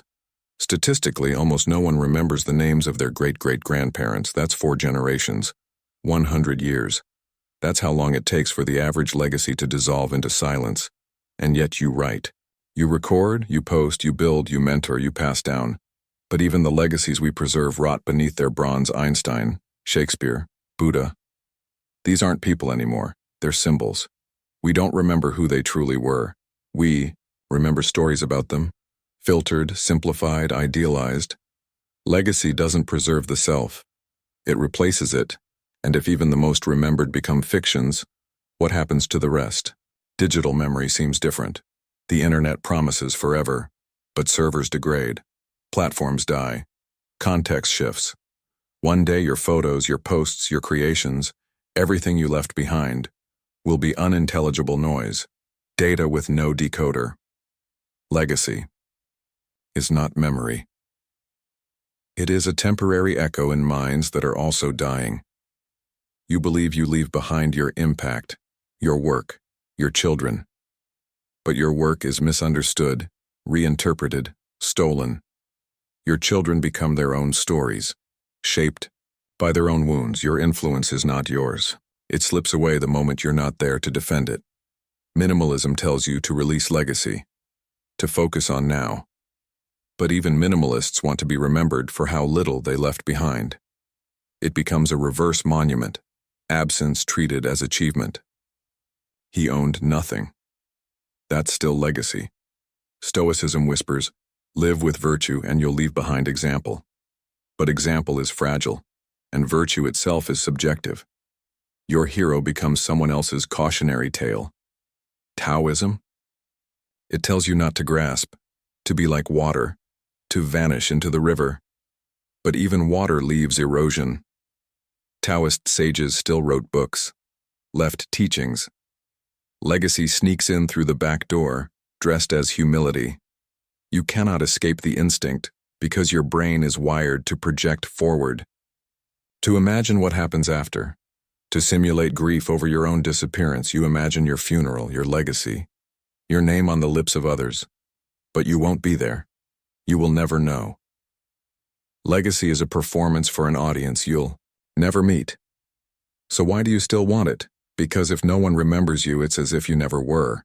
And that truth, the idea that you lived, felt, struggled, screamed, loved, and then were deleted is unbearable. But here's the truth. You will be forgotten. Completely. Irrevocably. Absolutely. Not because you failed, but because the system erases. That's its nature. Time is not a library. It is a shredder. So ask yourself, if nothing you leave behind can outlive the silence that's coming, Then why are you still trying to be heard? And who are you shouting for, when even the echo has no one left to reach? Section 24. The Myth of Choice Revisited. You think you've chosen this life, this belief, this path. You think your choices define you, that your past was a sequence of willful turns navigated with intention. But what if choice is not freedom repeated, but delusion remembered? What if every choice you think you made was a post-event narrative, crafted by a mind desperate to believe it has authorship? Return now to the beginning. Your childhood. Did you choose your parents?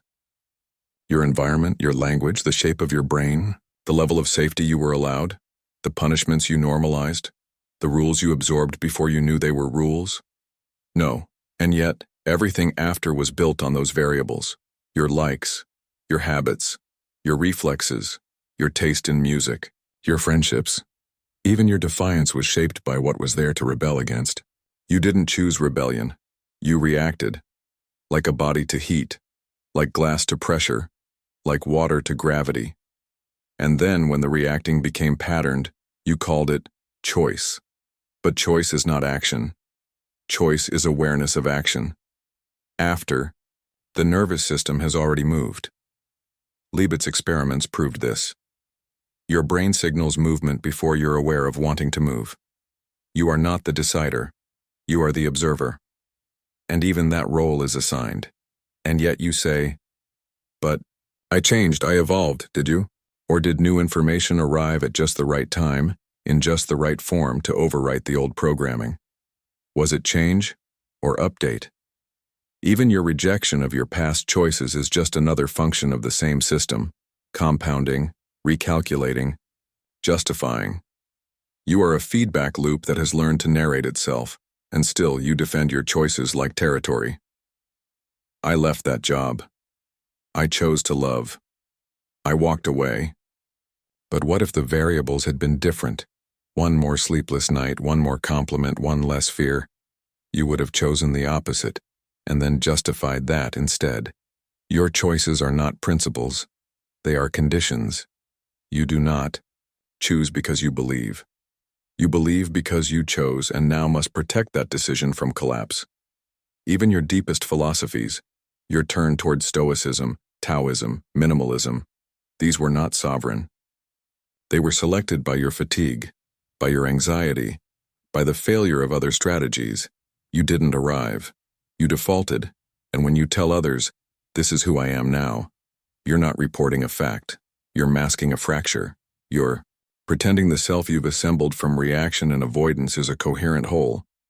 But what if coherence is a byproduct of forgetting? You don't remember the millions of micro-decisions you made without thinking, the subconscious flinches, the dismissals, the urges you suppressed, the doors you never saw, let alone walked through. You remember only the story, the one that makes you feel like you were the one steering.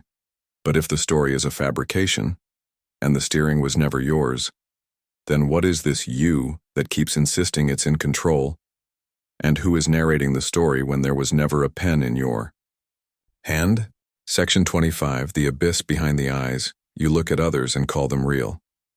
You assume their smiles mean what yours mean, that their pain is like your pain, that behind every face is a mind like yours, thinking, feeling, fearing, hoping. But what if that assumption is not empathy, but projection? What if you are surrounded by surfaces and you've mistaken reflections for depth? This is the hard problem of consciousness. You cannot access anyone else's experience. You cannot feel their thoughts. You cannot prove they exist inside like you do. Philosopher Thomas Nagel asked, "What is it like to be a bat?" The answer? You can't know. Because consciousness is not observable. It is not measurable. It is not transferable. You look at a person's face. You hear them speak. And you assume there is a person behind the performance.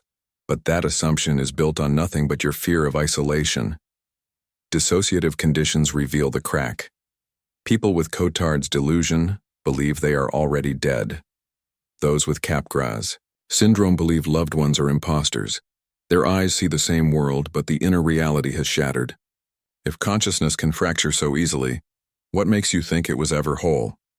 You cling to the idea that others are just like you. But even the word you is misleading, because you are not even constant within yourself. Different in love than in rage. Different in public than in solitude. You think you have continuity, but continuity is a memory trick, and memory lies. So when you say, I know him, I trust her, I understand them, what are you actually saying? That you have formed a pattern, a model, a guess, and you're betting your safety on it. Empathy then is not knowing. It's simulating. You imagine what you would feel and project it outward. You call that connection. But it is still you. Always you. You are alone inside your head, speaking to masks that speak back. Mirror neurons, they say, are the seat of empathy, but mirrors only reflect. They do not reveal. What happens behind another's eyes is as inaccessible to you as your own face, in total darkness. And when someone dies, you don't mourn their presence. You mourn your idea of them. You mourn the version that lived in your mind, because even in grief, you are alone. You perform love. You perform care, and you believe others perform it back. But performance is not proof, it is only choreography. And if others are projections, then what about you? If you can't verify the minds behind their eyes, can you be sure there's one behind yours? If everyone else could be a simulation, a puppet, a placeholder, then what part of you is not? And who exactly are you trying to reach when all you've ever touched are mirrors? Section 26. The invention of order, you crave it. Structure, rhythm, rules. You see order in nature, in planets circling stars, in the Fibonacci spiral, in symmetry, in causality. You look at the universe and tell yourself, this can't be random. But what if that's exactly what it is? What if order is not discovered, but imposed? Your brain is not a truth-finding organ. It's a pattern recognition machine. It sees connections where none exist, faces in clouds, messages in static, meaning in coincidence. It doesn't want accuracy, it wants coherence. Pareidolia is the name for seeing what isn't there. It's not a malfunction, it's a feature. It kept your ancestors alive by turning shadows into threats, and now it turns noise into design. You think you see order, but you're seeing survival logic played back in symbols. Even science, the most rigorous of disciplines, admits this. Quantum mechanics is not ordered. It is probabilistic. Particles appear without cause. They exist in superpositions. They don't decide where they are until you measure them, and even then, they might be somewhere else entirely. At the foundation of reality, uncertainty. And yet you still insist. You build routines, religions, calendars, categories. You organize the chaos because to admit its randomness would paralyze you. You mistake your system for the world. Minimalism is a ritual of control. Remove, simplify, arrange. But beneath the tidy surface is the same unpredictability, only now it's hidden beneath white walls and curated peace. Stoicism says, control what you can. But what if there's nothing you can truly control? Not thoughts, not emotions, not even the events you claim to respond to. Taoism tells you to align with the flow. But flow is a metaphor you invented to make the river feel less alien. There is no master plan. There is no destiny. There is no pattern beyond the ones you've been trained to notice. Chaos doesn't wear a mask. You just keep drawing faces on it. And yet your heart races when plans fall apart. Because the myth of order is not optional. It's how you hold your mind together. When tragedy strikes, you say, why? As if events must submit to explanation. As if every crash, betrayal, or loss must fit. But reality does not owe you symmetry. You build meaning like scaffolding, then stare in horror when entropy tears it down. But entropy doesn't target. It simply is. So what are you protecting when you defend the idea of order? What breaks inside you? When you finally admit the world never made sense and never will. Section 27. The collapse of identity. Over time, you believe you are the same person you were 10 years ago. Older, maybe, wiser, wounded, changed, but still you. You draw a line through time and pin yourself to it like a thread holding a story together. But what if there is no line? What if you are not a person moving through time, but just whoever the moment requires you to be? Your body has changed. Every cell replaced, bones reshaped, gut flora exchanged. Your memories have shifted, rewritten, distorted, invented. Your values, adapted, your preferences, rewired, and yet you insist on continuity, because without it, the whole narrative falls apart. But look closer. Neuroscience has no central self. There is no control center, no stable core. The brain is modular, divided among regions that fire independently, often in conflict. You are not one thing. You are many processes pretending to be a person. In split-brain patients, where the two hemispheres can no longer communicate, each half of the brain can act on its own, answer questions differently, respond with different emotions. Which side is you? Which version gets the title of self? Neither. Because the self is not a thing. It is a summary, a story told to connect fragments, and the story is always being edited. Your past selves would not recognize you. Your childhood beliefs would call you a traitor. Your teenage self would accuse you of selling out. Your younger adult would wonder how you became this silent. You do not evolve. You shed, and the version of you that believes in who you are right now, this you, is temporary. But you fight for coherence, because the brain resists disintegration. In psychology, narrative identity is the theory that we build our sense of self through the stories we tell about our lives. But these stories are curated, sanitized, revised to fit the version of the self we want to believe in now. Even trauma is reframed, sometimes glorified, other times erased. And when you forget something you once believed deeply, you say, "I was naive." No, you were different. A different system, a different self. You are not the same person from yesterday. You are not even the same person who began reading this sentence, and yet you fear losing yourself, as if there is a self to lose. So you protect identity with rituals. Minimalism becomes part of your label. Stoicism becomes a moral armor. Taoism becomes a soothing refrain.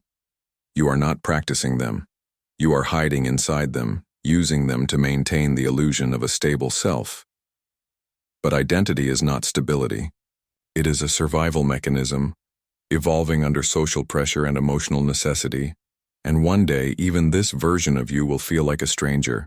So if every self you've been was a phase, if every belief was a placeholder, if every you was a passing form, then what is left to call yourself?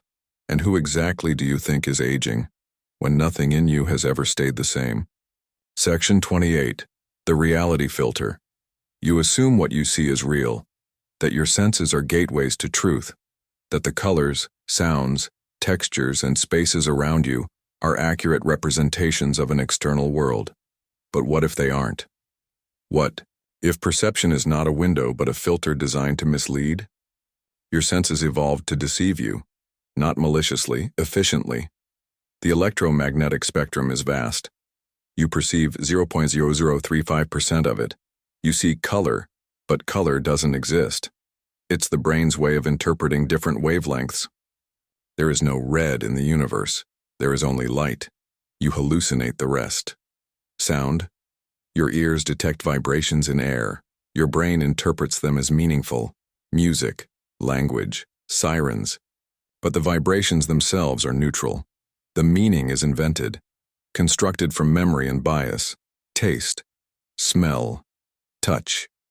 All limited. All translated. All shaped by evolution to help you survive, not to show you what's actually there. Perception is a simulation, crafted by a brain that values usefulness over truth. This is not philosophy. It is biology. Donald Hoffman, cognitive scientist, argues that natural selection favors fitness, not veridicality. Organisms that perceive reality accurately die out. Those who perceive it usefully survive. Your brain is an interface, not a lens. Like icons on a desktop, they don't show you the circuit board, just a simplified navigable fiction. You're not seeing the world. You're seeing a user interface created by evolution, and that interface is deeply flawed. You have blind spots in your vision, which your brain fills in. You think you see in high resolution, but that's only the center of your field of view. The periphery is blurry, guessed. You believe you are seeing now, but you're always slightly behind. A delay, a lag, a reconstruction of recent inputs.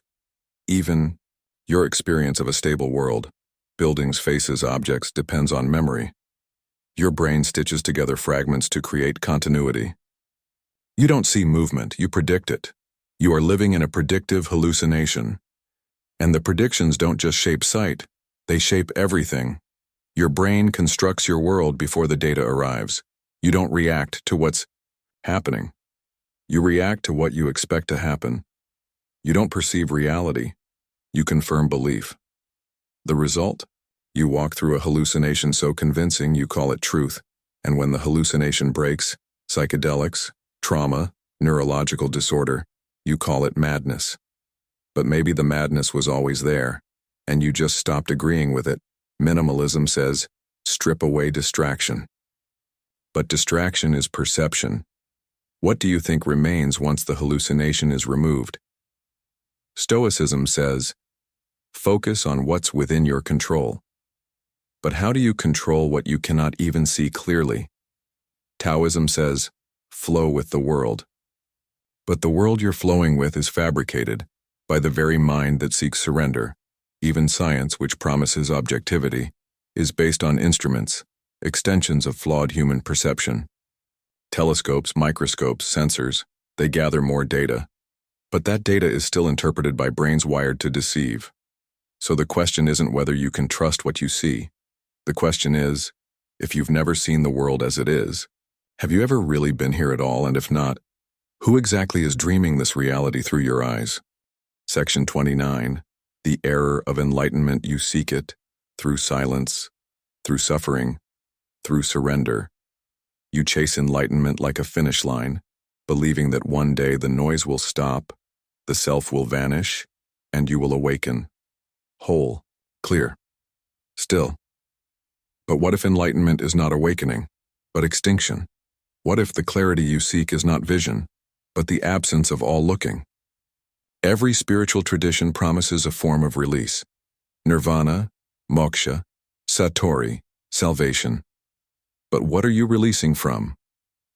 Not the world, not pain, not others. You are trying to escape your own mind, the mind that speaks constantly, that narrates your every breath, that clings to identity like a drowning animal. You want freedom not from suffering, but from yourself as a process. You want the machine to stop, but you are the machine. So you meditate, you fast, you go silent, you retreat, you burn your identity in ritual. And what do you find? A temporary quiet, a gap, a stillness. And in that stillness you feel peace, but it does not last because you are still there to notice it. True enlightenment, if it exists, is not a state of joy or insight. It is the total collapse of the perceiver. It is not unity with the universe. It is the erasure of the need for a you to unify. There is no celebration in that, no peace, only absence. You can't desire it, because the one who desires must disappear for it to be real. You can't strive toward it, because striving is a form of attachment. You can only fall into it and never come back. Consider the case of advanced meditators who report cessation, a blackout, no time, no self, no memory, no observer, and then a return. What they describe is not knowledge, it is void, not metaphorical, neurological. The default mode network, the part of the brain associated with identity, with autobiographical thinking, shuts down. You, as a narrative, pause, and when you return, you're changed. Not because you saw truth, but because you experienced what it means to not be, and most terrifying of all, You didn't miss yourself. That's the crack in the illusion. You go quiet, you disappear, and nothing breaks. You are not necessary. So why return to the self at all? Because the self rebuilds. The voice returns. The old mechanisms switch back on. They don't want truth, they want function. They want to keep the illusion alive because the illusion, however false, is comfortable.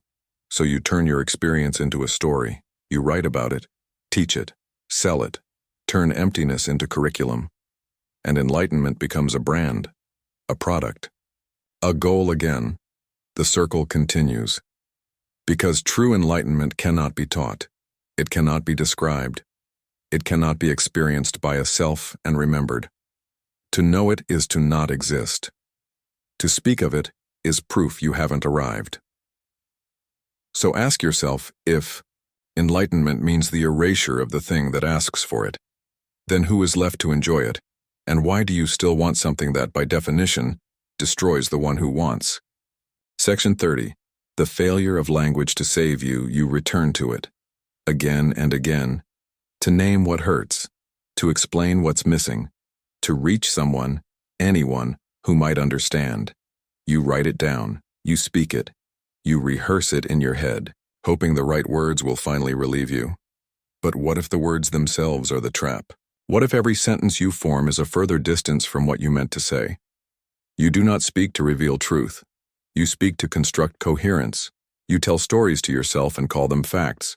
You describe your feelings and forget you created the description. You label your grief and mistake the label for healing, but grief was never in the word. The pain was never in the sentence. It lived in a place language can't touch, and every attempt to name it just moved you farther from it. Consider this. No word in any language can capture an experience. It can reference it, it can approximate it. But the moment it is spoken, it is separate from the thing itself. You say, I am afraid. But what you're really describing is a tight chest, a flicker in the gut, 1,000 unspoken conditions. I miss you becomes shorthand for 100 unexplainable losses. I forgive you becomes a tool for pretending the wound is closed. But these aren't expressions. They are scripts. Language is not free. It is inherited, constructed, regulated by rules you never agreed to. It shapes what you're allowed to feel, what you're able to say.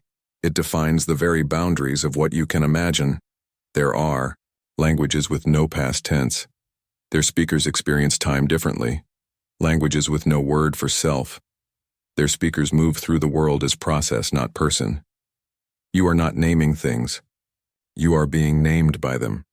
Even silence isn't free from this. You say, I'm speechless, why? But that's still a sentence. Still a declaration within the framework. Language wraps around everything. Even your refusal to use it is framed by it. So what happens when you say, I understand? Do you? Or have you simply found a sentence that feels close enough to truth to end the search? Taoism tried to warn you. The Tao that can be spoken is not the eternal Tao. And yet, people keep writing books about it. Why? Because silence is unbearable. Because you believe if you just say it right, someone might hear you. Someone might know you. But no one will. Not fully. Because no word will ever be you. No sentence will ever carry you. And every attempt to explain who you are is just a door closing behind you, locking you inside a cage of grammar. So if language cannot save you, cannot reveal you, cannot reach anyone else entirely, then who is it you keep trying to speak to? And what part of you still believes that the right words could ever make you whole? Section 31. The architecture of denial. You think you're facing it. The truth. The pain. The silence. You call yourself honest. Awake. Aware. But what if your entire life is constructed on evasion? Not lies, but strategic blindness. Denial isn't a refusal to see. It's the automatic deletion of what threatens your narrative. You don't notice what you've buried, because noticing it would dismantle you. In psychology, defense mechanisms exist to protect the ego from collapse. Repression, rationalization, projection. You don't decide to use them. They use you. And the deeper the trauma, the more elegant the defense. You can't face what was never integrated. So you construct a self around the missing pieces. You call this healing. But it's architecture. You built a cathedral on top of a crater and forgot what's underneath. Even your philosophies are walls. Minimalism becomes the denial of complexity. Stoicism becomes the denial of need. Taoism becomes the denial of intention. You strip, endure, and flow. Not because you're enlightened, but because you're hiding inside the frameworks that let you avoid confrontation. You say, I've let go. But letting go is often just not looking. You say, I'm at peace. But peace is often just a numbness rehearsed until it feels like truth. And when something threatens that structure, a memory, a loss, a question too sharp, you feel panic. Because it doesn't just hurt, it threatens to undo you. You pretend you're grounded. But grounding is often avoidance wrapped in ritual. Breathing exercises to push the wave back under. Meditation to quiet the voice that's been screaming since childhood. You are not becoming free. You are becoming disciplined in forgetting. Even your sense of self is a denial. You insist you're stable, consistent, unified. But every moment you contradict yourself. Wanting and not wanting. Loving and resenting. Trusting and fleeing. And when that contradiction becomes too loud, you choose one voice and deny the other. Denial is not a choice. It's a structure. It's how you hold yourself together without breaking. And the more you rely on it, the more it hardens. You forget what you've buried. You forget that you forgot.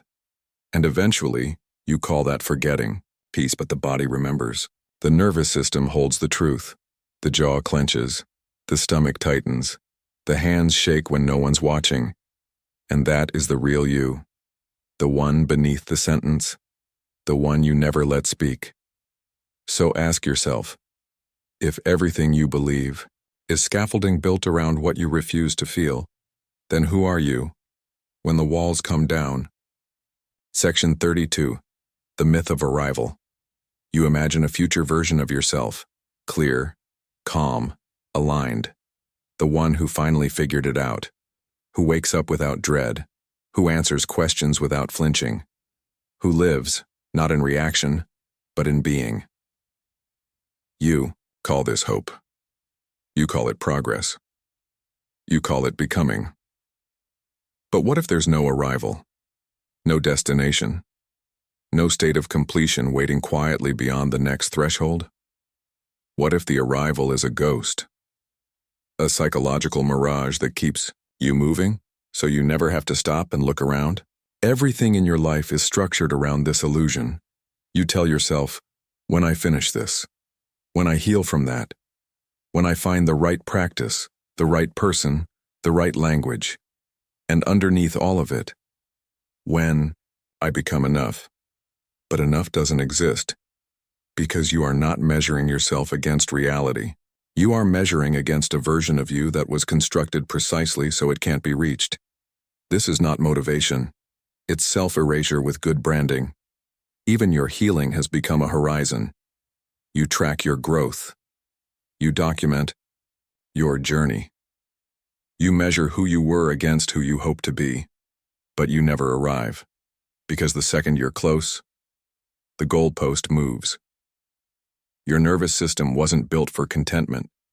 It was built for scanning, for problems, for next steps, for threats. You confuse temporary relief for a plateau, but the plateau always collapses. You call this process discipline, but it's obsession. Repetition in pursuit of a version of yourself that never sits still. Even when you find peace, you don't trust it, because your body remembers chaos, because your brain interprets stillness as danger, and so you move again. Minimalism promises that once you let go of enough, you'll arrive, but letting go becomes a new possession. Stoicism tells you that calm is the goal, but chasing calm is agitation. Taoism says, stop chasing. But the moment you try to stop, you're still chasing. It's not a circle. It's a loop. You don't ascend. You orbit around a self that doesn't exist. And every step you take toward that fantasy self is a step away from the one who's actually here. Imperfect, uncertain, unresolved. Arrival is not a place. It's a narrative built by fear. Because to accept that this is it, right now unfinished, unclean, unplanned, feels like failure. But ask yourself, if there is no final version of you, no point where the pain stops and the story completes, then who are you when the chasing ends, and why do you keep running when there is nowhere left to go? Section 33. The specter of comparison. You measure yourself constantly, not consciously, not deliberately. It happens beneath language, faster than thought. You enter a room, scroll a feed, hear a name, and something in you adjusts. You shrink, expand, shapeshift. You compare. You don't think, am I enough? You think, am I as good as them? But what if comparison is not evaluation? What if it's erosion? A built-in mechanism for self-decay. Evolution gave you this tool to survive. You compared because resources were limited, because the strongest ate, the fastest lived, the most visible mated. But now the stakes are imaginary. You're not comparing food or shelter. You're comparing faces, bodies, lifestyles, identities. You are not choosing your reflection. You are reacting to the reflections of others. Social media weaponizes this. You scroll through thousands of simulations, highlight reels edited to wound. You compare your silence to their curation, your grief to their filtered joy, your doubt to their confidence, never noticing that the confidence is performance. And still, you believe what you see. Because the mind doesn't want fairness. It wants position. It wants to know, where am I in the hierarchy, above or below? This is not narcissism. This is architecture. The brain does not seek self-worth. It seeks relative safety. And when you feel behind, less successful, less beautiful, less whole, your body registers it as danger. Cortisol, anxiety, shame. Not because you failed, but because the system assumes status loss equals death. Even, your self-esteem is a ranking. You feel better only when you feel better than someone else. You don't escape comparison by improving. You only shift targets. Minimalism becomes a comparison. How little do I own compared to them? Stoicism becomes a performance. Look how composed I am while they unravel. Taoism becomes an aesthetic. I flow more purely than they do. You compete over who has surrendered more. There is no peace in that.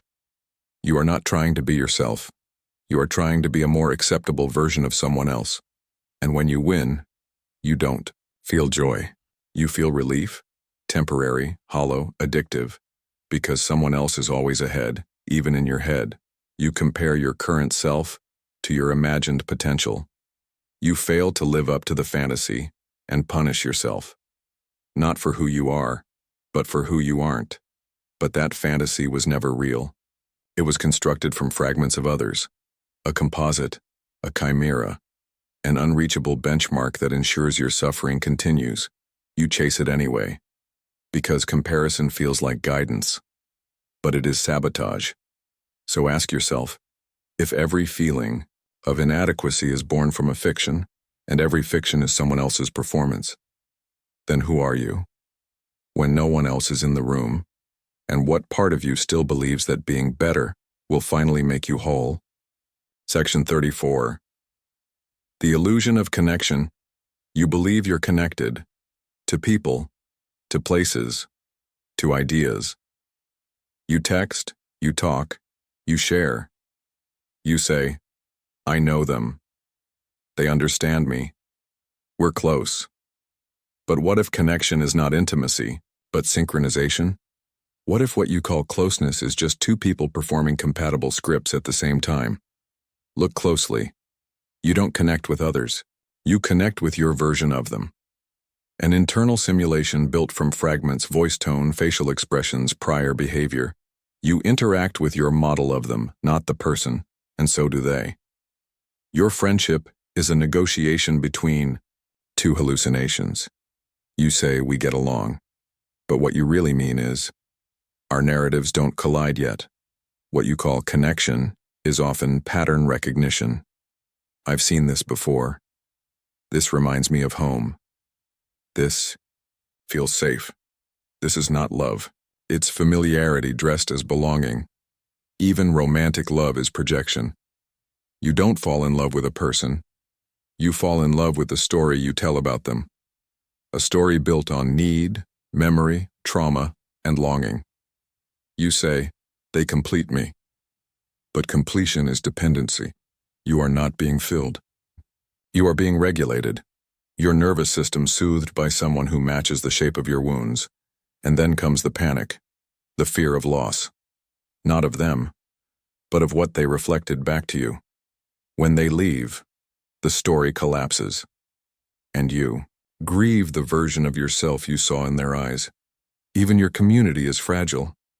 You gather around shared beliefs, shared aesthetics, shared enemies. But remove the belief, remove the mirror, and the bond phrase. You weren't connected, you were aligned. And alignment is temporary. Connection, true connection, if such a thing exists, requires transparency. But transparency demands self-knowledge. And self-knowledge demands you see what's underneath the story. Most never get there. So you keep pretending.